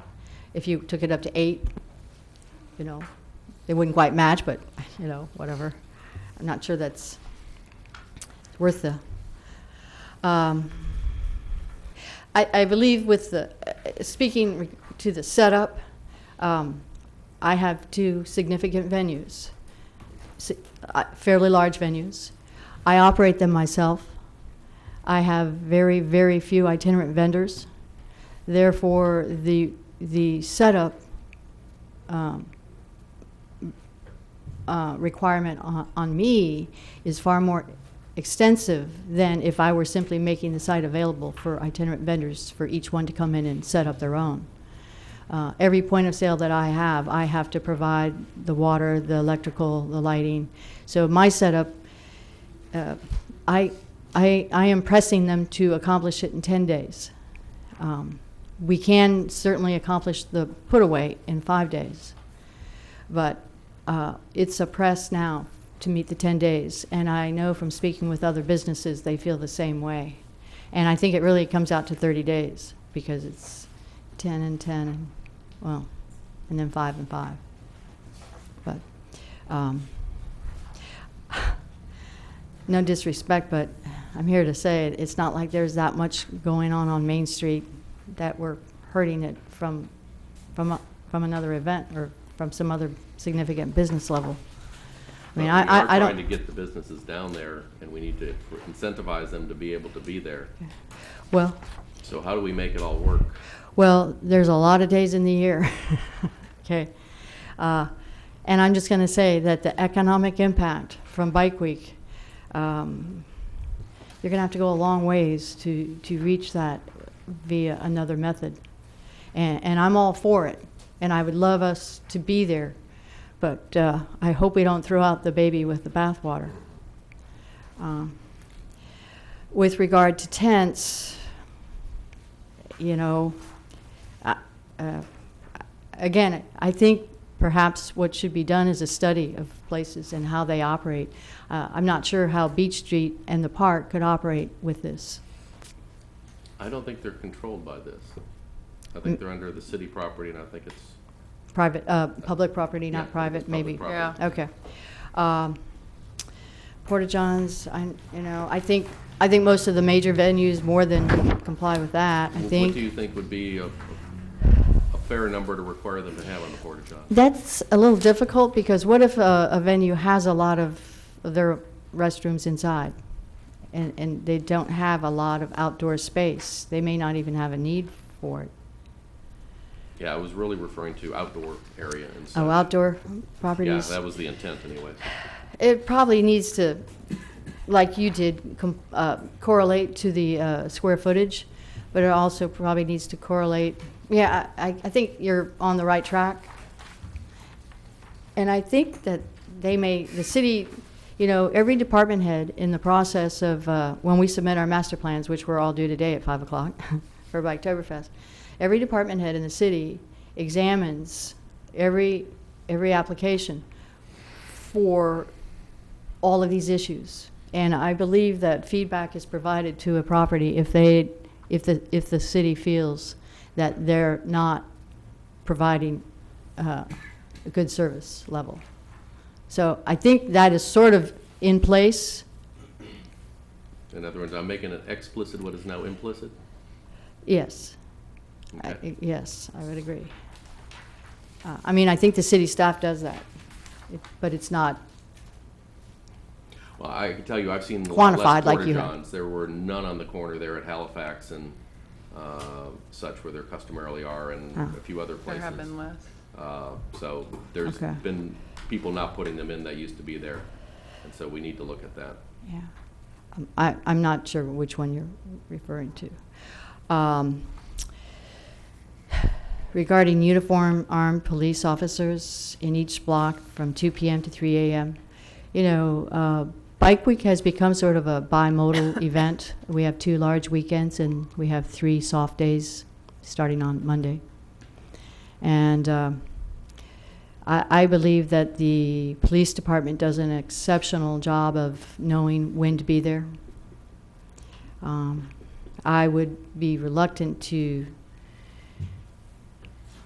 I just have a lot of respect for our city police, and I think they have a very good grasp on what is needed. I know that they have some budgetary issues that they're struggling with themselves, but I still feel that they rather than us imposing a rigid hours requirement of when, you know, we have to have this armed uniformed police officers, I defer to the city police and their judgment, and I also feel that each business with you know, it's a very litigious society that we live in. I think every business is you know, is careful to not generate lawsuits, and they feel that they need to protect their own assets and resources, and therefore they have their own private security to whatever extent they feel is necessary. I think if we start invading the operations of private businesses, I really question if we're not going too far. We all pay our property taxes, and we have some expectation level of city services that will be provided on the public streets.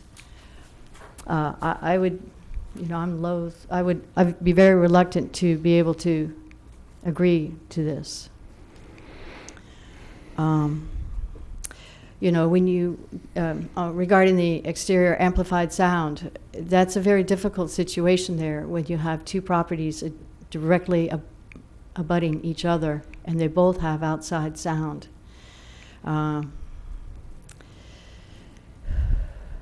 It's a sticky, and again, all my comments are regarding Main Street, and as Mr. McKittrick said last month, these guidelines apply to all of the redevelopment areas that are blessed with the privilege of outside operations. So. Well, no, they don't. They're all different. The west side has completely different guidelines. They do? Than these, absolutely. Yeah, they close at 12 o'clock. Oh. The amplified sound is completely turned off at midnight. The business is closed at 12 o'clock. Even Destination Daytona operates differently. Okay, is that by guideline or by their option? Well, their option is the guideline. And we don't have a uniform set of guidelines that cover all of the redevelopment zones. Each one can develop its own unique times. Well, as I read these, Actually, I in think section these- 3, it lists Yeah, the. these are all the areas under these guidelines is, Well, West Side then has if they could stay open until 3, they closed at 12. Yeah. They have their own policies. Maybe a policy. Maybe I misstated it. It should be they develop policies which are less than these. I would just say that on Main Street, there has been a long-standing tradition of it being a late-night party place. And maybe these other venues have always, I believe They're new. They're brand new. Yeah, and Destination Daytona, I think that was originally, their primary business is motorcycles, and I'm not sure that their core business is entertainment, which is what I think we are on Main Street.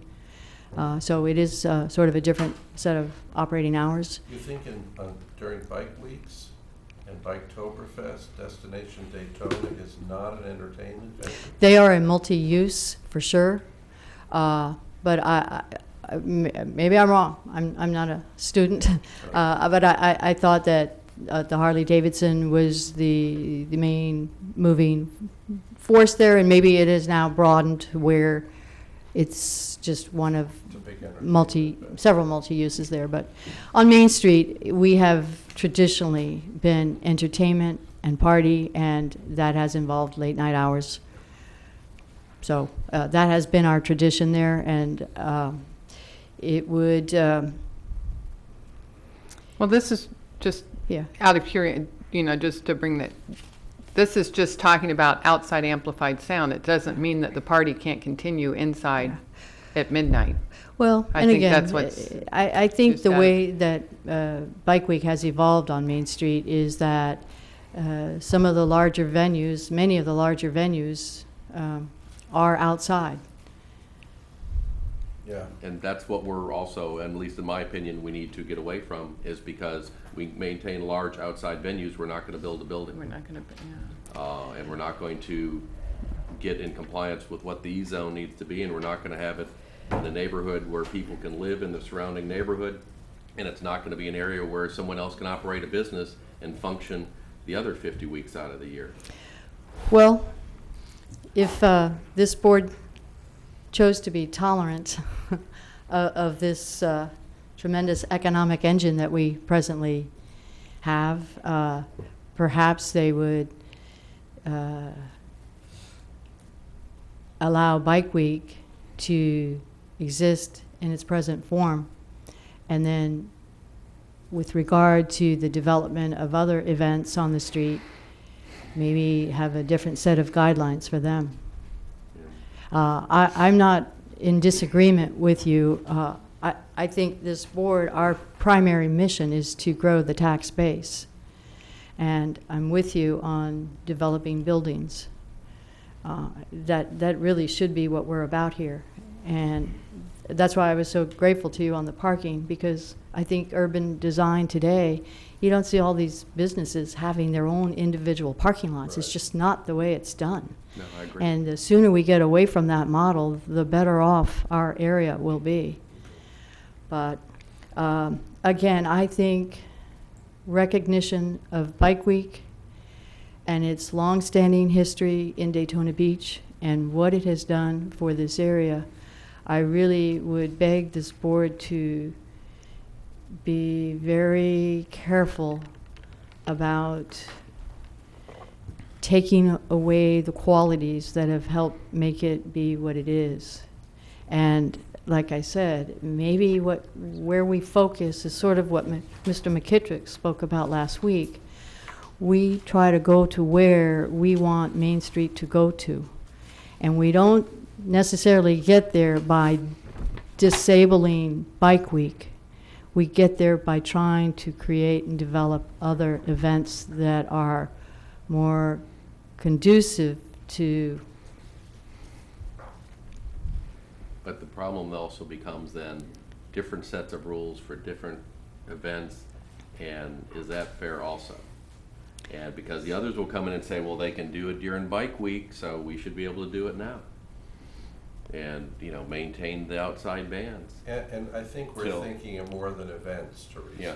I think when you focus just Main Street as just a stage for events, you miss the whole the whole concept of the E-zone, which talks about people living above their stores, and it becomes a residential mixed-use community, and it can't be if we focus on just its use for events. Well, it didn't look like this. When I first came to town, Main Street, you wouldn't even know it's the same street. you know, I agree. It is very different. And Yeah. I'm telling you that Main Streets have changed.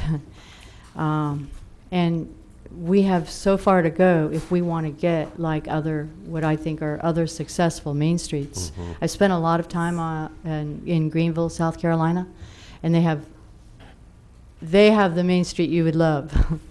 They do. Go to DeLand.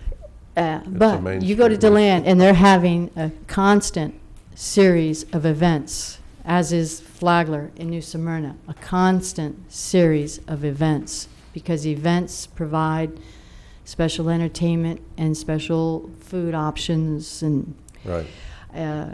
They do. I really think events are the key. No, I'm not against events at all, okay? But I think the events have to be managed. I agree. And with Main Street during Bike Week, it's not being managed, in my opinion. It is a free-for-all. And you say it's evolved, it has evolved. The bands have gotten bigger, we've gotten more bands, the bands have gotten louder. You control your properties way better. If everybody else operated like you did, Teresa. Well, I need to improve mine as well. But still, you have some real bad apples down there that are creating problems. When at the Bike Week wrap-up meeting at the chamber, and the code enforcement officer for the city of Daytona Beach stood up and said there were no complaints about noise during Bike Week. Okay? You know, does he not talk to Paul McKittrick? Does he not talk to the city manager? You know, I had made complaints. I know Teresa had. I heard Ham Woods had a slew of phone calls after midnight. The noises north of Seabreeze were coming from Main Street, okay? And the bands were playing well after midnight. And for the city staff to stand up at that meeting and say there were no complaints, okay? When it was just, perhaps he didn't know, okay? But there were complaints, there were serious problems, and you know, how are we going to have an E-zone where we can have a hotel, where we can have other businesses, where we can have surrounding neighborhoods which all interact, if we don't do something to rein in the volume of the noise and the timing of the noise. Well, you know, tonight I heard complaints about last night. I mean, there will be complaints. Okay.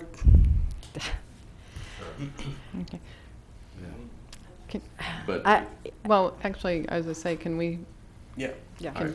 So, I don't know Continue, if there's Teresa, anything please. else all right, exterior amplified sound, that's a tough one. No itinerant vendors outdoors, and then no For just itinerant clothing. vendors indoors. No, for the sale of any, I think you're reading Yeah. for Okay, the so they sale of any can't, clothing. no itinerant vendors for T-shirts? Outside. Yeah, right, okay. And then no itinerant vendors in buildings either. I mean, you should be operating a business out of that building. Does that mean you can't have a tenant lease a building from you? Not for 10 days. Oh, okay. You will end the event. If you approved it, if this were to be put into effect, I predict you would end the event. Posting of prices, okay, I'm fine with that. I know it's a lot, Teresa. Yeah, but it's a No, lot. it's a lot for all of us. Yeah, So, it's It's discussion. up for discussion. Yeah. Some things to be discussed. Yeah. Okay. You were coming down the table here? Yeah. That's a tough act to follow. So I share some of the same concerns that were just stated, so I'll just state some unique ones here. And so I'm a pretty data-driven person. You know, I think one of the things that'd be helpful for us is how many issues did the police have to deal with regard, you know, code with regard to noise, police with regard to fights, complaints from the residents in the area. You know, because, you know, some of you are residents of the area. I don't live down in the area, but to me, it's kind of like it's bike week. That's what I expect. You know, but I also don't live there. I understand that, but to me, it's when somebody says bike week or somebody says, you know, the Florida-Georgia game or Ohio State-Michigan game, there's certain things that you associate with that. And that's loud noise, public drinking, you know, some scuffles. So I just think we should be careful. And I agree that as long as we continue to have empty lots and let people set tents up on them, that it doesn't make sense to ever build a building there. I agree with that, absolutely. But I think that I don't know. I think I just need to take this in a little bit. I'd like to see some data about what does the data say. If the data says that there aren't that many code issues, you know, if there's 10 or 20 of them that are reported in a 5-day time period, well, what's that look like to, you know, compare it to Biketoberfest and, you know, Bike Week to Biketoberfest or during any other event, maybe down by the Speedway. And just look at the data and see, is this something we should even be talking about? Well, one of the problems is the lack of data. Right. And the lack of code enforcement to acknowledge that there's even a complaint, okay? When in fact there are problems going on. You know, when the head of code enforcement says, oh, there were no complaints, and we all know there were lots of complaints, and let me tell you, so many of the residents over there have gotten tired of even trying to make the phone call because nothing ever happens. I've asked the code enforcement officer to sit down with me since our last meeting. I've sent him 2 emails, and I get a response back, well, I really don't have time, send me some questions. So I sent him some questions about the noise ordinances and enforcement and all that, and I've not gotten a response from that, and it's been over 2 weeks. And so, you know, and I've asked, you know, what mechanism is in place for us to make a citizen complaint and monitor that and see if it's being pursued. Because in fact, myself, I can't tell, you know, I've called a number of times over the last 15 years. Not one has ever been taken through to the magistrate, including near last Thanksgiving when the police actually called me to say, we're having a real problem with this establishment, will you sign a complaint and such? And I said, absolutely, because it was bothering us, but you know, you can only call so many times and you get, you know, you hit a stone wall. Yeah, and there's a difference between a formal complaint and a citizen calling up and reporting a problem to the police. If they're not willing to sign an actual document, it's not recorded by the police. But even when you sign one, I can't get it prosecuted. Let me say that I agree with you on the data, but you know, there is empirical visual data.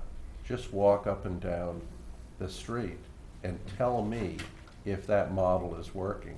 You don't need to know how many fights and how many broken beer bottles.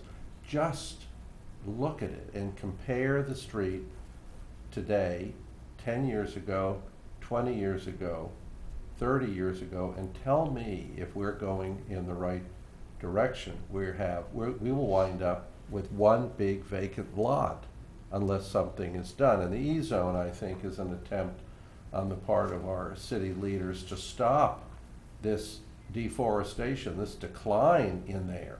So I agree with you. There are some specifics it would be nice to know, but my friend, walk up and down Main Street and look at no buildings where there were buildings and closed and empty buildings where there were thriving businesses.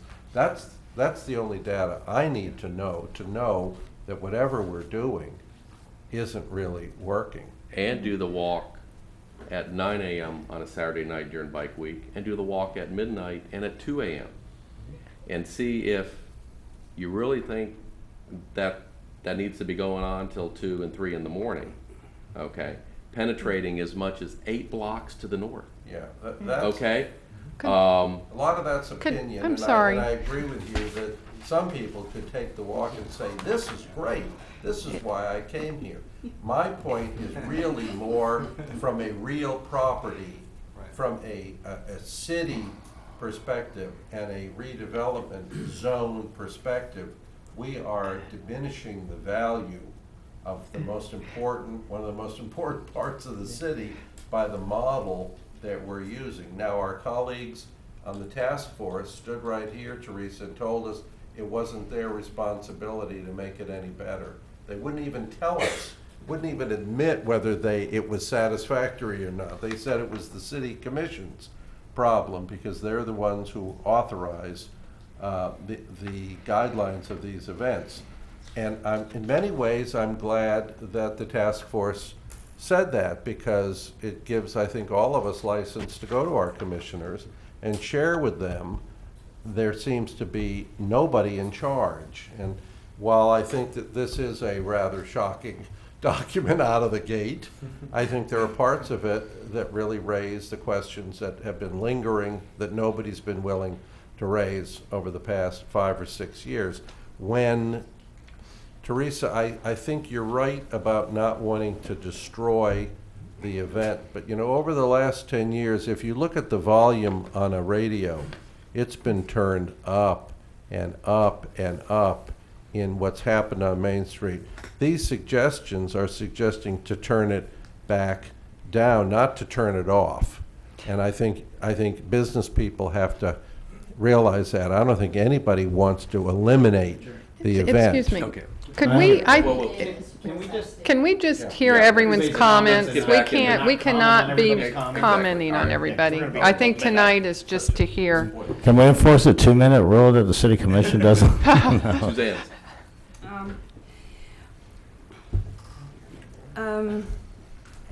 I completely agree with you, and I completely agree with Teresa, because economically and financially, to ruin what business the owners of the properties on Main Street have now is, I'm sure from her standpoint, unconscionable. And I wouldn't want to be a part of that. And I certainly understand where you're coming from. I really do. Personally, the noise doesn't bother me. I think I said that at the last meeting. I kind of like all that festivity. Pull your mic down, please. But I don't live quite as close as you do. So anyway, it seems to me that there's this constant battle between what we want Main Street to be, which I also want it to be. I think Teresa does too, from what she just said. And Bike Week is the thing that's keeping it from being that. it seems to me that we need a whole new angle on this thing of how to get both at the same time. And I don't have any idea how to do that, okay? But I did read in the paper this week that New Smyrna Beach, I come from a viewpoint of a resident. I live on Harvey and Oleander, a block from Main Street. New Smyrna Beach down by Canal Street is waiving the parking requirements for the people living in the houses and all the little houses like I live in all around Main Street, all around Canal Street. And they are going to allow those people to do home businesses of art, cuisine, and those type of related artsy things that people like to come, and they operate between 9 in the morning and I think it's 10 in the evening, or 9 in the evening, I can't quite remember. And they don't have to have the parking requirements. They can even have like a little bakery and, you know, that sort of thing. Anything that's considered kind of art and cuisine. And they can even put signs out, and the signs have to be put away at 9 o'clock or 10 o'clock at night. And they're doing this to get those houses with people in them that are artists and people who love their neighborhood and their community, and, you know, I mean, create the type of place that we want to live in. I want to live in. And it seems to me that if we could do something creative like that, and it would come from the residences and the homes around there, and we wouldn't have to keep picking on the bike week, and these owners could continue to make a living until we could get artists and tourists. You know how many people go to places like that to go to artists and bakeries and little places and have coffee and all that in these people's homes? We would create an entire neighborhood at this beach of what we all want, and still allow her to make a living. And then perhaps she would change part of her operation into a Starbucks, you know, and you know, a bakery, right? But I mean, that way everybody wins, it seems to me. But we've got to take a new creative approach to this. Maybe it's because I'm the new kid on the block, but that's kind of what I'm thinking. That's all I have to say. Thank you. David? Wow. I'm not going to repeat what much of it is in your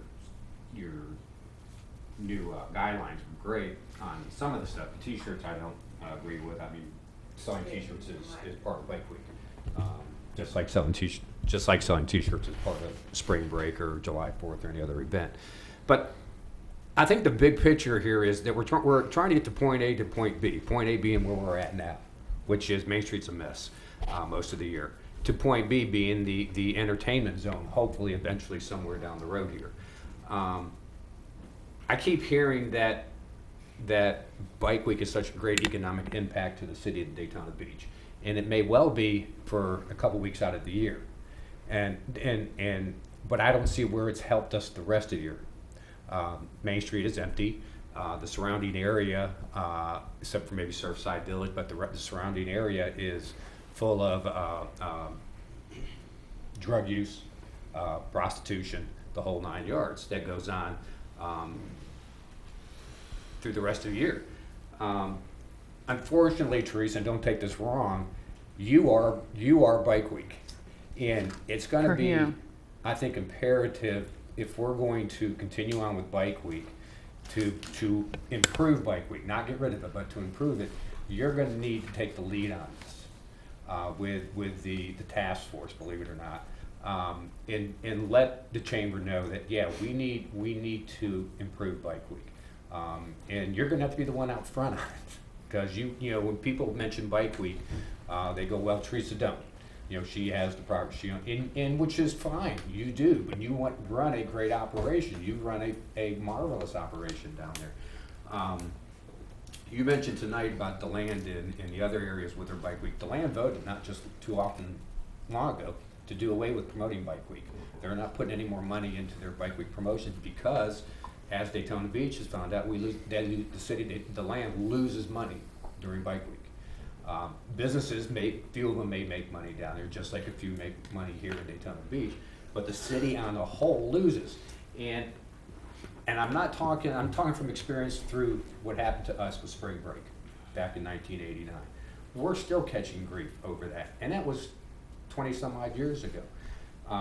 We still get referred to as spring break, you know, the party till you puke town. Well, we haven't had a spring break here in years, and we keep hearing about the spring breakers of this past spring break, 2012. There wasn't a handful of spring breakers in Daytona Beach 2012. There may have been a handful that went down to Main Street over the 2 weekends, but overall, there wasn't a spring break in Daytona Beach. Next year, Bike Week and Easter are the same weekend. Bike Week and Easter? I believe are going to overlap because Easter's in March next year. It's going to be a mess, and we're going to have families here, not just college spring breakers. We're going to have families here during this time. So all these problems, all these new guidelines are all well and good. I think the music part is great. The beer bottles, if you can somehow make it outside beer sales only in cans or cups. Keep it indoors, and then have your bouncers at your door keep the bottles inside. Something to that effect.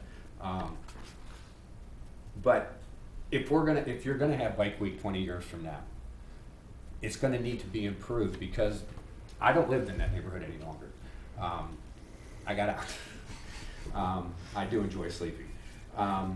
But there are a lot of residents in that area that have improved their properties, like Dan, like Surfside Village people and stuff like that, that we want to continue those people moving into the Daytona Beach area, into that part, and helping clean up the Daytona Beach area.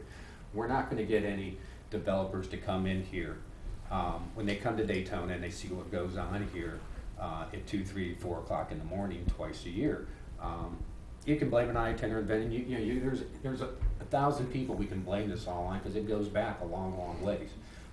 But it's time, like Mr. Libby just said, it's time to turn down the noise, turn down the volume of Bike Week, and make it something that everybody here can live with. And goes back to my previous comment, and I think, Teresa, you're going to have to be the one that kind of helps the city in getting this to an event that everybody can enjoy, tourists and locals. That's all I got to say. Tracy?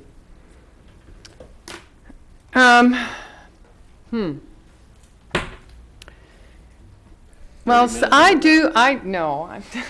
it won't be that long. I found an interesting little file that I happen to have kept on special events. It's one of those recurring things that keeps coming back. And first off, after having the chamber last month say, no, it's not up to us to make recommendations, I have the chamber's August 5th, 1999 Bike Week recommendations that they made to the City Commission for policies and guidelines. So apparently at some point they thought that they had a voice. So I certainly would like them as the Bike Week Task Force to find that voice again and be part of this discussion. The other thing that I find very interesting is one thing Paul McKittrick said that really stuck in my mind, and it goes to what Gary brought up. Is this a model that's working? This is a 20-year model. Things changed 20 years ago when we allowed itinerant vendors, outside sales. They changed for the better initially. I think it helped bring a lot of the outlaw, and I don't mean the outlaws, but the outlaw feel of Bike Week under control. Certainly, not only Main Street, but any of the area that started posting no colors and all that, it shifted Bike Week to more a festival and less the event it used to be or had become. That initially helped, and it helped a lot. I do think that it is now hurting long term. I happen to agree that the noise needs to come inside at midnight. I happen to agree with doing a better job of coordinating just how many bands that you have on Main Street. And that, I think of even just from the E-zone thing, looking at that as an entertainment zone, And if what that means is some business groups get together and get maybe even a bigger name band because they're pooling their resources rather than, nothing against local bands, but rather than a bunch of little no-name local bands, you know, it would make a difference. That right there, I think, would help bring the festival actually back to a different level. Sunfest, their 30-year anniversary they just had in Palm Beach, was amazing who they could bring, but they pool their resources. Now we've sort of chopped it up into little bits and pieces because of these guidelines and what they allow. So I think looking at a better coordination actually would help certainly the music side of Bike Week. I think there is a problem with telling people what they can and cannot sell. I think you sort of are, and I agree with Teresa on that, not the bottle part, but certainly because you can have that, other cities do. But to say you can't sell clothes and you can't sell that, you know, it is what it is. If this is the business I'm in, then you either say we don't welcome those businesses, or we do. But I don't think that we can pick and choose of what's sold outside if it falls under the general idea of Bike Week. Interestingly enough, one of the other things I found, and I'm sure if Reed looks really hard for it, maybe by next month we might actually have the government services report. But in 2002, the government services report actually predicted a rising and continuing shortfall in the city's budget, strictly based on special events. There was a lot of flack. There was a special task force that Bud put together as mayor to get different financial people in the community to say that the city's financial people and government services were wrong. But interestingly enough, what I found were their predictions, because I happen to have the report. And they predicted a $2 million shortfall in 2002, which we had, a $3.5 million shortfall within another 3 years, a $5 million shortfall within 7, and a $6.5 million shortfall actually by year, it was either 8 or 9. We're right on track. The only thing that made a slight blip in that was the real estate market. But the city right now is facing a $5 million budget shortfall, and we're just 3 years off the year they recommended. So I think the government services report has a lot that would be helpful in any discussion about this.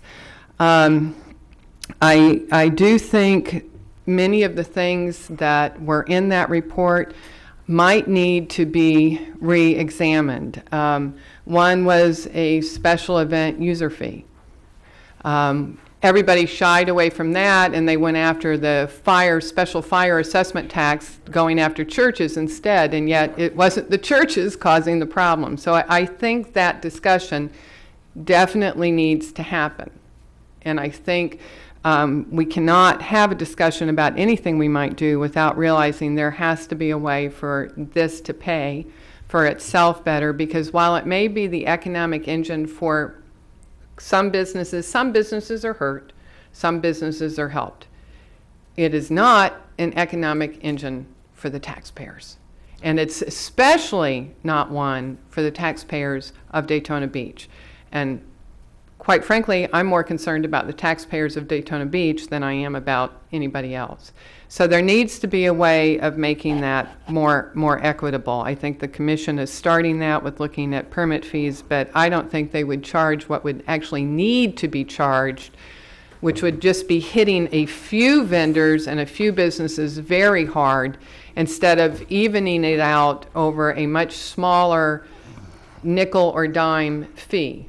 You have a mechanism in place through the HA board to start collecting some of this. I mean, I think you can look at some joint city-county stuff in spreading that out and how that might be done. And that would not only generate revenue, I think, to help with Bike Week, but also even some Main Street or E-zone redevelopment. I think that this is a great start to it. I think looking at this, there is a TPA requirement of 500 square feet or a limitation. But I do agree with looking at TPA size limitations. I would much rather see, and as Teresa said, she's not hiring a lot of itinerant vendors. I would much rather see something that would encourage the businesses who are here to actually have TPA availability that are their employees, that are their goods. You know, they might order them in, but would encourage the businesses to be able to compete. And it might even require taking down itinerant vendor size and increasing the actual local business size availability. So I think that's something that it's worth looking at. And the last thing I just wanted to end this with, you know, and I would like to have, I'd like to leave this for Reed, and if he could copy this, because I think all of y'all might find it very interesting. It's several pages, and it's about the reports and what was done. This was in 2002. But I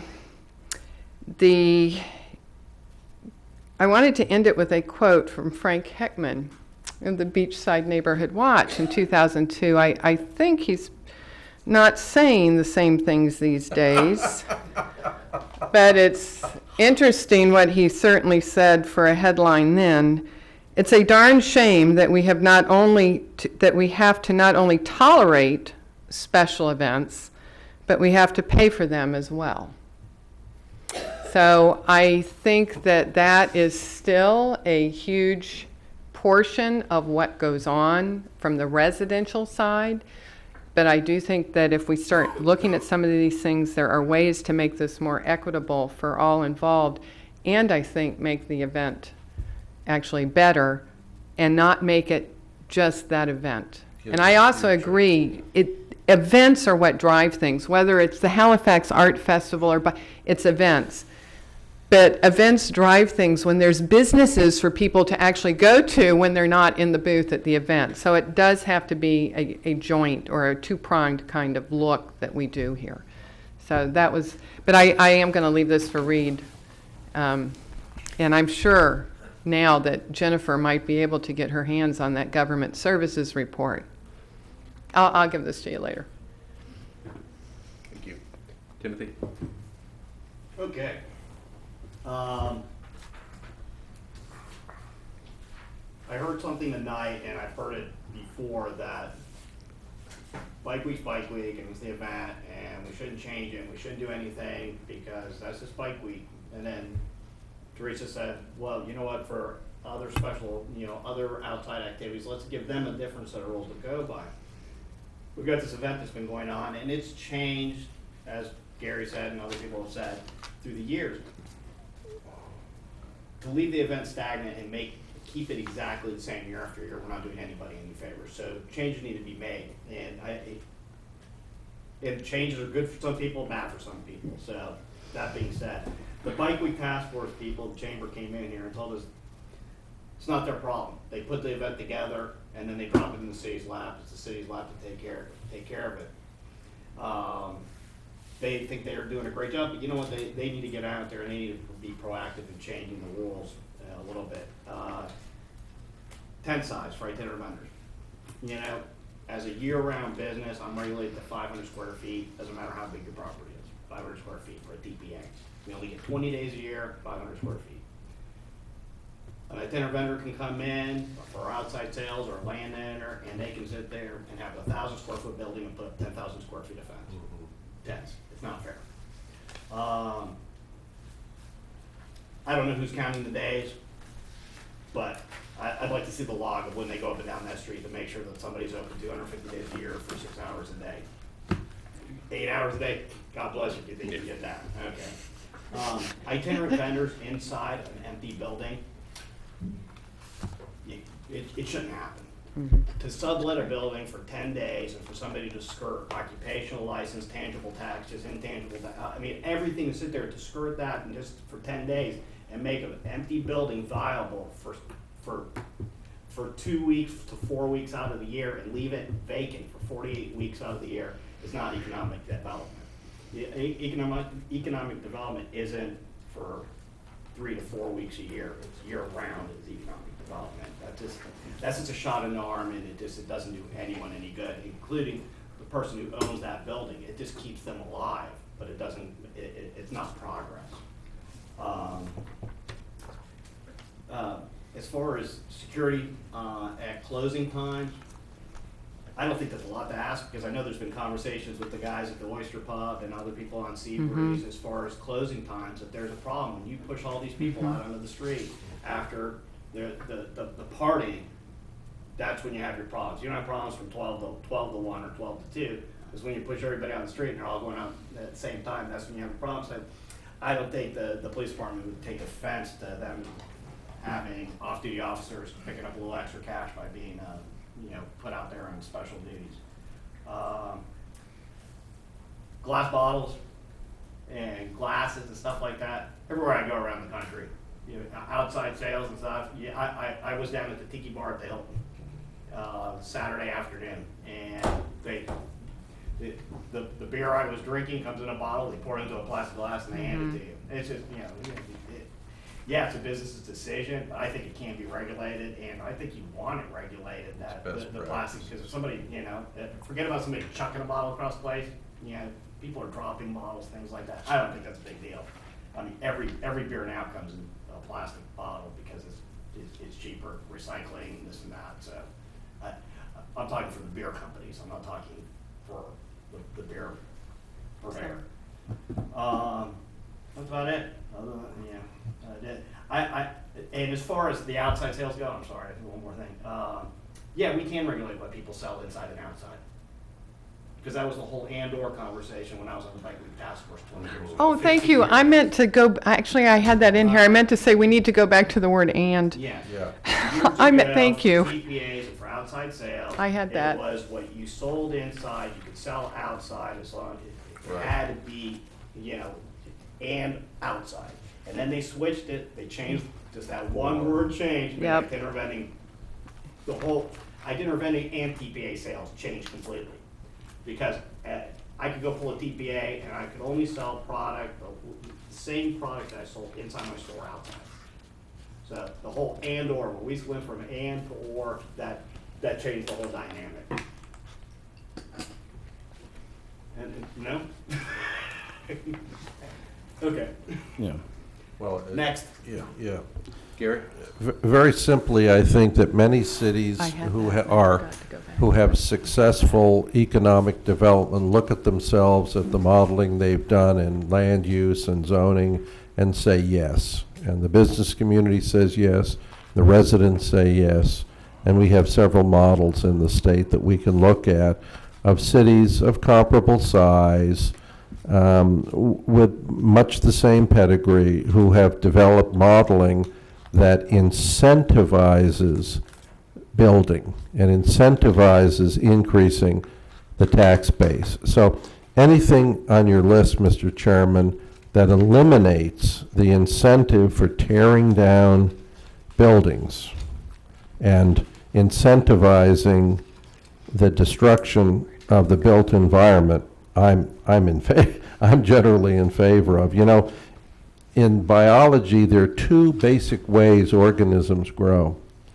One, in a confined space, will grow rapidly until its own waste destroys itself. The other organism understands it's in a confined space and grows very carefully and does not grow out of control so that its own waste product kills it. And I think the city has had, interesting modeling in different parts of the city that have favored one or the other of these. I think the modeling and the guidelines currently in place in Main Street prove that we can do better. I remember George Maribal telling me we had $1 billion economic impact industry in the city. And I said, George, have you driven around lately and looked at the city. It doesn't look like $1 billion. Naples is another $1 billion city. It doesn't look like $1 billion, and that's because the modeling has allowed a lot of the economic gain to leave our city. And many people argue that special events are an event that can do that. I don't think it has to do that, but it can do it. So I agree with my colleagues. I think there are some, Dan, some of your specifics might, not rise to the level of a sea change, of a change that'll make a difference. But several things in here do. And I think I would like to thank you for starting a conversation. I think Tracy's comments are very germane too, because in 2002 I was on this board, on the Main Street board, as its vice chairman, and we attempted to move some of these suggestions forward, and we didn't have much of an opportunity to do that. And it's now 10 years later, and we're back discussing the same situation. But honestly, if you look at Main Street 10 years ago, it was 100% better, Teresa? Probably 100% better. Absolutely not. Well, okay. All right, 50% better. It was considerably better. There were more businesses, active businesses. It didn't, the impact of incentivizing the tearing down of buildings and putting up of tents several weeks a year wasn't in full sway. So I agree with you, Teresa, on many of your comments. I think some of your rebuttal was very, very to the point. But I think you admit that these are some of the questions that people have had for the last 3 and 4 years as we've been debating both the existence of special events and their important place in the E-zone, but the need also to regulate them. Somebody has to take responsibility. And I think it's almost, the Lord works in mysterious ways. It's almost wonderful that Kevin relegated improving that event to our city commission, because it gives us the green light as an advisory board to suggest to them ways that we can improve that event. And I salute the chairman for taking this first big step. I think these are interesting talking points, and I'm sure we'll revisit them at our next meeting. Dino. And bring more. Yeah, I guess I'll start by, in the early 90s, I ran for city commission, and one of the major items that I was trying to accomplish was to have itinerant, and it was against you, Tracy, but it was, yeah, but it was. We became friends through that. Yeah, I know. It was really but it was against itinerant vending, and only to have Steve Baker threatening me with lawsuits and having Betty Cabagna threatening my life. But anyways, but on. There's a question first before I start, and I won't be that long. On Amplify Sound, there is something right now, Section 7, that says outside Amplify Sound must remain at a level that is acceptable to the community standard. This operating level shall be reduced at midnight, lowered further at 1 a.m., lowered further at 2 a.m., and completely shut down by 2:45. Now, acceptable level, I know from the past, was that the 70 decibel readings that we talked about, or what is the acceptable level? Well, there actually is the noise ordinance, and I think our legal counsel says it's still in effect regardless of what the resolution says. But the real problem is okay. Well, no, I'm asking that question. What is that noise ordinance? What's the decibel reading? The noise ordinance has a objective standard. I think it's at 70. 70. But that's measured from 100 feet away, and trying to take a measurement during Bike Week is virtually impossible. All right, but first of all, concerning the Amplify Sound, I think our best bet would be to try to quantify this section and have 70 decibel reading at midnight, reduced to 60 at 1 a.m., reduced to 50 at, I think, I know what you're saying about impossible, but maybe it doesn't have to be from 100 feet away. Maybe we have something that we have to bring in.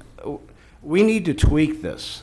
Okay, we need, not tweak, we need to overhaul it, I should say. But we need, I don't want to kill Bike Week, but at the same time, I want to make it equitable for the residents that live there. I want to make it equitable for the business community. I mean, I remember going to Timmy's store 10 years ago, and his entire store was Bike Week. I mean, it was like thousands of dollars worth of merchandise, okay? I think this past Bike Week, he might have had like, did you even have a shirt? I mean, how many shirts did you have? I read like 20 dozen. Okay, nothing compared to what he had in the past, okay? And this as a result of itinerant vending. I mean, they, you know, this economic boom is in their, I mean, certain people do make money off of it, but I mean, there's a lot of money that just leaves the town, you know? I think that we need to, on the amplify sound, we need to take that section, quantify it, come up with decibel readings, to what extent the decibel readings need to be lowered to, come up with that, find out from code enforcement how would be a good way to be able to measure, you know, maybe the 100 feet is not working. What's a way that they think that they can make it work to where, you know, they feel comfortable going to a bar saying this is too loud? And that way it would solve your problem. I think that that itinerant vending and TPAs we should almost go with the TPA rule for Main Street. You know, maybe if we have to tweak a little bit and allow for a little bit more than 500 square feet, if the business is so big or whatever, maybe we should do it on a percentage of the businesses. Maybe we should look into how we could, but I don't like itinerant vending. I think it should be a person's business, you know, an extension of a person's business, and I don't think that that's going to kill the carnival atmosphere or just the event, because what I think it'll do is it'll position retail here, food here, and all aspects of a carnival, a festival will still be representative, but not the way it is right now. I mean, you know, but I see this as a lot of work to be done, and you know, and it's going to take a lot of meetings that are going to go into hours and maybe need workshops and what have you. But I mean, this is a start. I appreciate everything that you did. You put a lot of work into it. But I'm not going to go through it one at a time. We'll be here forever. But I do think that the way that we need to approach the amplified sound is to quantify it. I do think the way that we need to approach the vending is to look at our TPAs as a guideline to come up with some acceptable resolution that would make everybody happy. And that de-incentivizes. Excuse me? That helps in not tearing buildings down. Oh, yeah. Well, obviously, I definitely was against the tearing of buildings. Thank you, Dino. One thing I'd like to just point out, dealing with the itinerant vendor issue and how much actually leaves the community or not, but you know, I'm referring to the report that the chamber likes to refer to, which was the who did the study here? Soskin through UCF, and it was the special event study from the fall of 2001. And in this event, they said the combined impact of Bike Week and Biketoberfest is $1.3 billion. Yeah. Okay? Of that, 200 million, or 15%, was itinerant vendors that leaked out of the community. So in other words, 15% of the supposed economic benefit, which was the itinerant vendor, was actually just leaving our community. So we're not getting that benefit. But that's that report. But my suggested revisions were intended to induce discussion. And I think that has occurred. And but I think we need to continue the discussion. I'm not sure how we do it. We can keep talking here all we want for years and nothing gets done. Can I suggest that we, at a time certain point, come up with a list of recommendations to bring to the city commission, if in fact they accept the responsibility for managing the event, which the task force has clearly given to them, and it is clearly reflected in our minutes, which are extremely accurate of the conversation, then I think we need to give them a copy of what the current guidelines are, any suggestions or changes the task force is bringing forward, and then bring ours forward. What I would like to do, though, is, Teresa, I'd really like to get some more input from the Main Street with respect, Someone wants this is you. a list of issues as far as I Someone see wants it, you. okay? And these were Oh. some concepts, and some of them you may perceive as draconian, but at least they're an effort to get the discussion going on what not just I see as issues, but what has been communicated to me as being significant issues within the community. And so what I think might work is if we were to try to orchestrate a workshop with the chamber, with the Bike Week task force, so we all can sit down and discuss these things in a workshop mode. And I'm thinking perhaps Neighborhood organizations. too. yeah, neighborhood organizations too. Perhaps, August, something like that. Next month doesn't work for me. I won't be in town and such. But I'd like to get that organized. Teresa, maybe you can talk with some of your Main Street people and such. Get an idea as to when may be good. Let's talk to the chamber. And let's get some feedback from people. Let's get it set up so we can get the neighborhoods involved. It may be September because August may not be a good month too. But I think we need to do it from an informed perspective.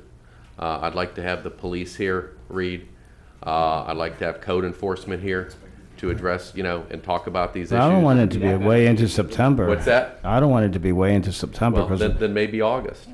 Okay, because what's going to happen, whatever we do here is going to be at least 3 commissions of the city commission before it ends up going through, I mean, it's... Let's try for August. Yeah, I Go think, for August. things Okay. are a little slower in the summer, so it might be easier for everyone's schedule to, That's fine with me. yeah. I mean, we might have to schedule workshops, instead of bringing it to a regular meeting, just because this is going to be very time consuming. Let's go for August. Okay. Yeah, I think All right. So Should we all make also, in doing this, at least maybe email Reed some comments, or some things that we would like to explore? I think people should do kind of like I did and come up with some suggested, alternatives, and we can provide them to Reed, in advance, or we can wait till we have the workshop, or however, That's fine. because we need feedback. This was done somewhat within a cocoon, without feedback, but we needed to Those are the get, issues. we needed to get discussion on these issues. The issues really don't change. It's how do we come up with a workable solution that's going to let Bike Week still be Bike Week, but allow the neighborhoods to be Better there. Bike Week. better Bike I think Week. it'll be a better Bike Week myself, but, because I want to see different things down there and things that are going to draw more people, and, but let's work towards a workshop in August involving the chamber, invite the neighborhood groups, invite Main Street participants, so we can get some feedback and try and find constructive solutions to some of these issues. Can we also include the Ocean Center?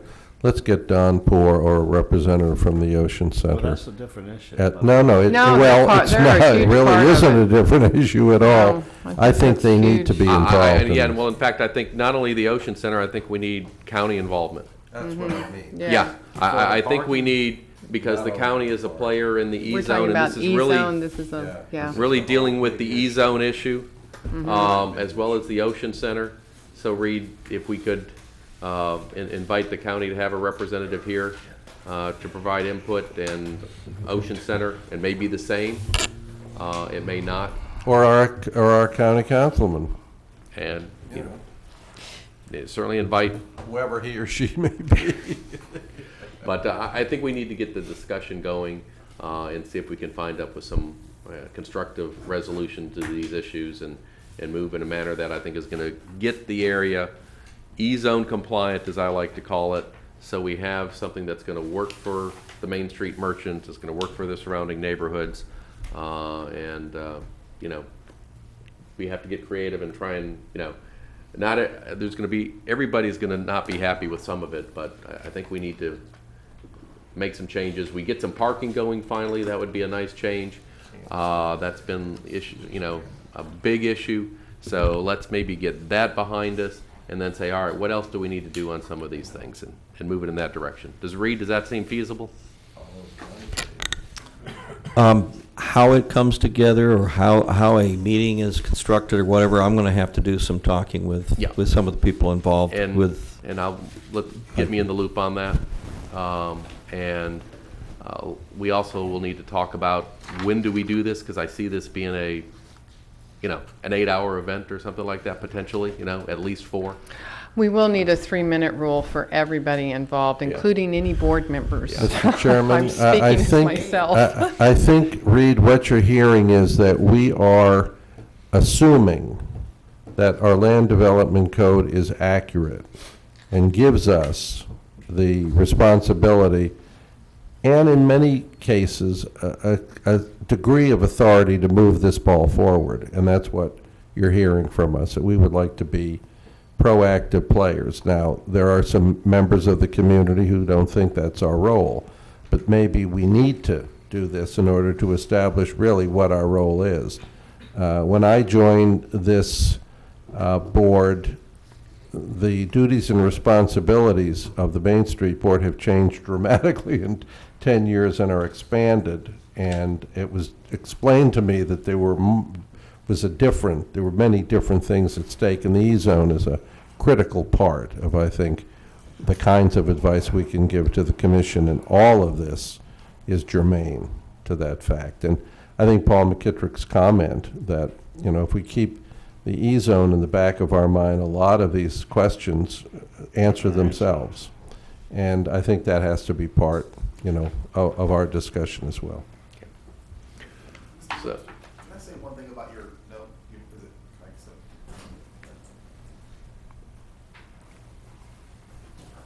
Dan Harshaw, 115 Lenox. I came for the other part, but I'm glad I stayed for all this and listened to it. One thing I would like for you to add in there, and part of your list is, I think that Biketober, it's a great event. There's no doubt about it. But I think that it's time that we, I don't want to call them, put on our big boy pants or whatever. The days of the bad behavior should be over.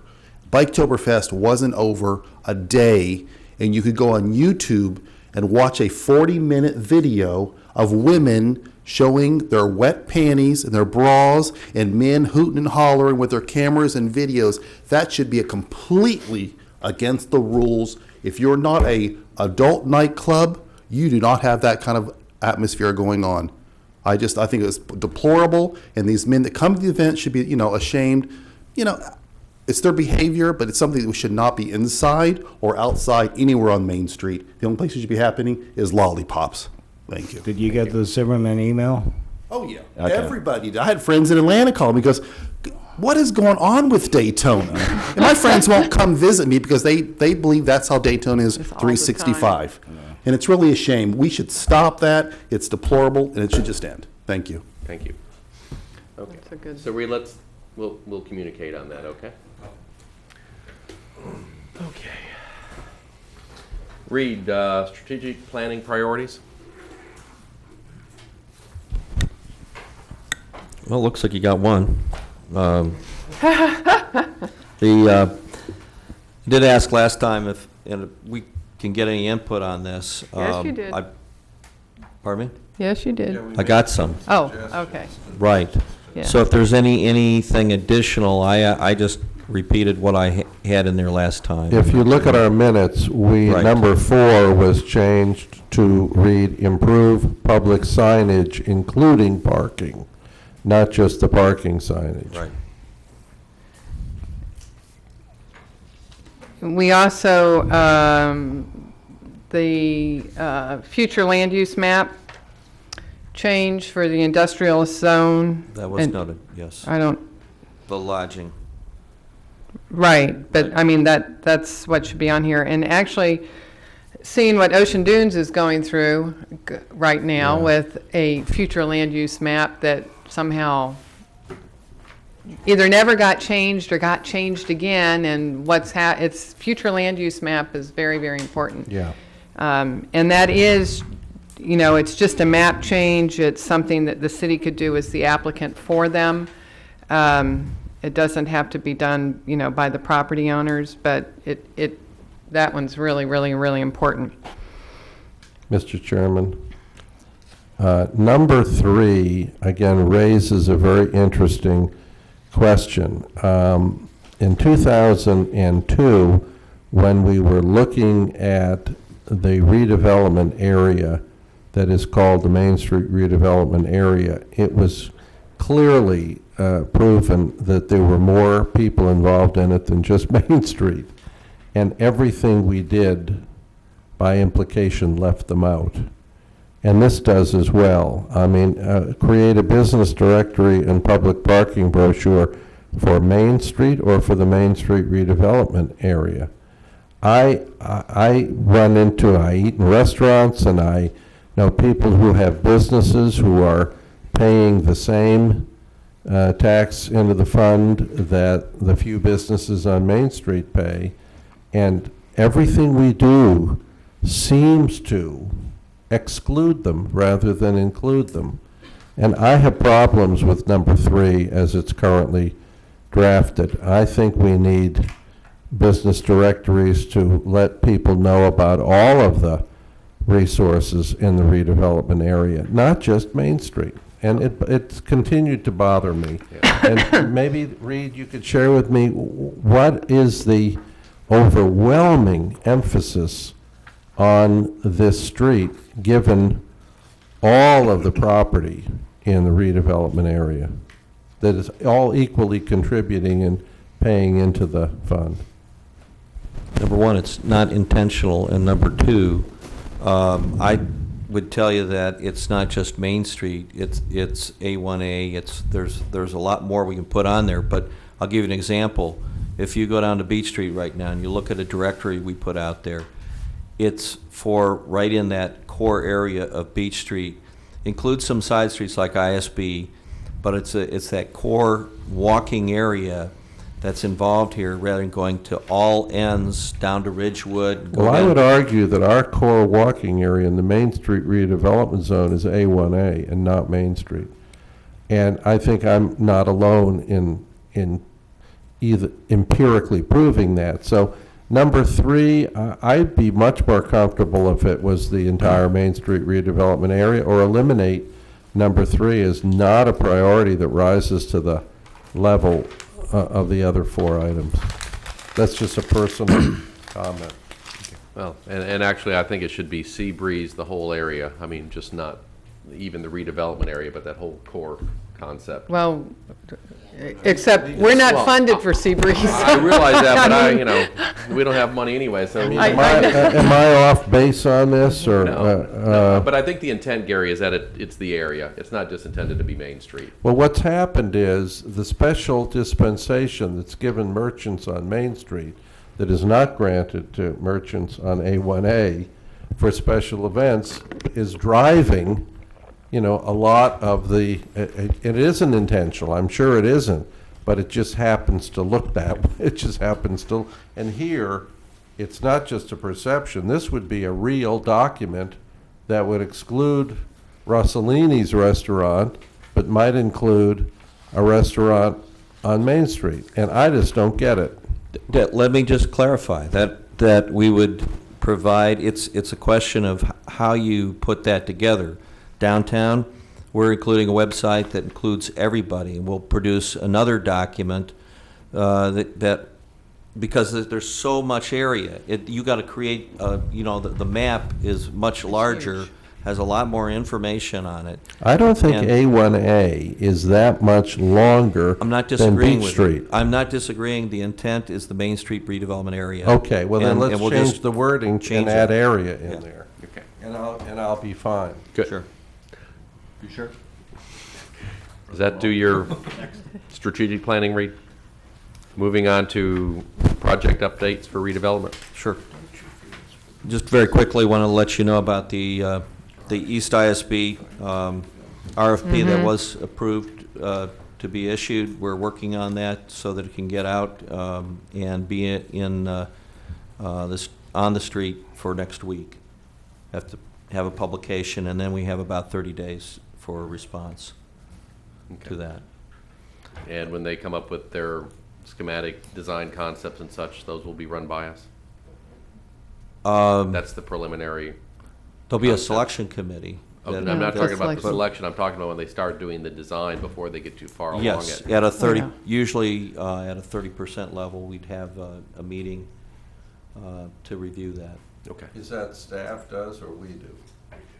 The board, you have Well, like if- a again, it concept just review. depends on how that's put together at, in the negotiated contract, but. Well, Reed, to the extent you have Yeah. an input into that, we'd like to have it explained to us before it gets too far along, so Let's- we can give our 2 cents worth. Yeah, I would think just through the concept plan itself, that offers that opportunity fairly early in the process.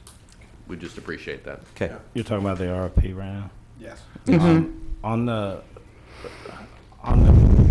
corner property across from 7-Eleven, the coin store, I mean, isn't that privately owned? Yes. Yes. Okay, and so how is the RFP going out? Just It excludes it. It shows it. It shows it because what you're doing is you're encouraging the developer to work with them. to consider these other properties and combine them, because that whole block is retail. It's more efficient to assemble all that property. And if we had the resources, we would be doing that. Okay. It clearly shows it on the map. Mhm. Map that's Correct. attached. No, I saw the map. I just That's why he didn't know asked. if That's the- why if he the asked. If the property owner was a willing seller, or if he wanted to do No, he's RFP. not a willing No, seller. I would say that people do not need to be willing sellers. They've been approached before. There's been interest before with some of the property owners. That doesn't mean they'll all buy into it. And so that's strictly between the people that want to assemble that property, whether or not they think they can make it happen. Anything else on your updates?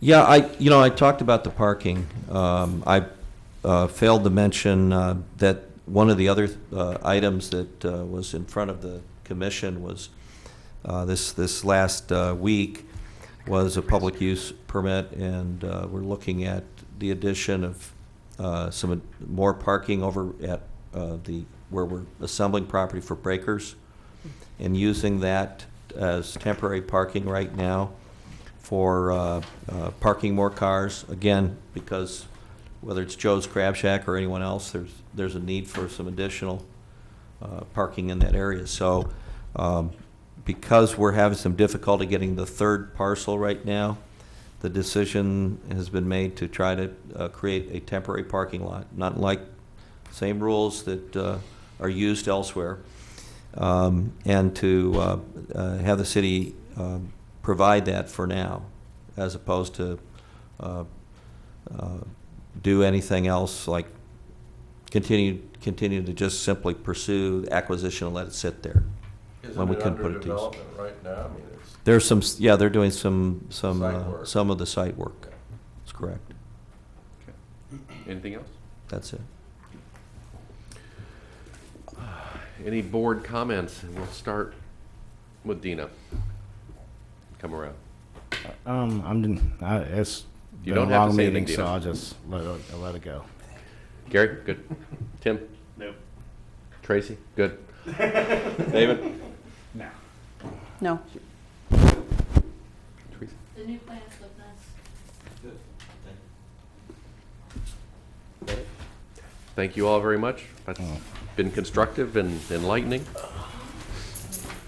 Oh, just for everybody's, I will be out of town next month, so David will hopefully be here acting as. Oh, crap. We'll be out here at 7:30. Okay. Is anyone else going to be out of town next month before we disappear? For quorum purposes? Okay.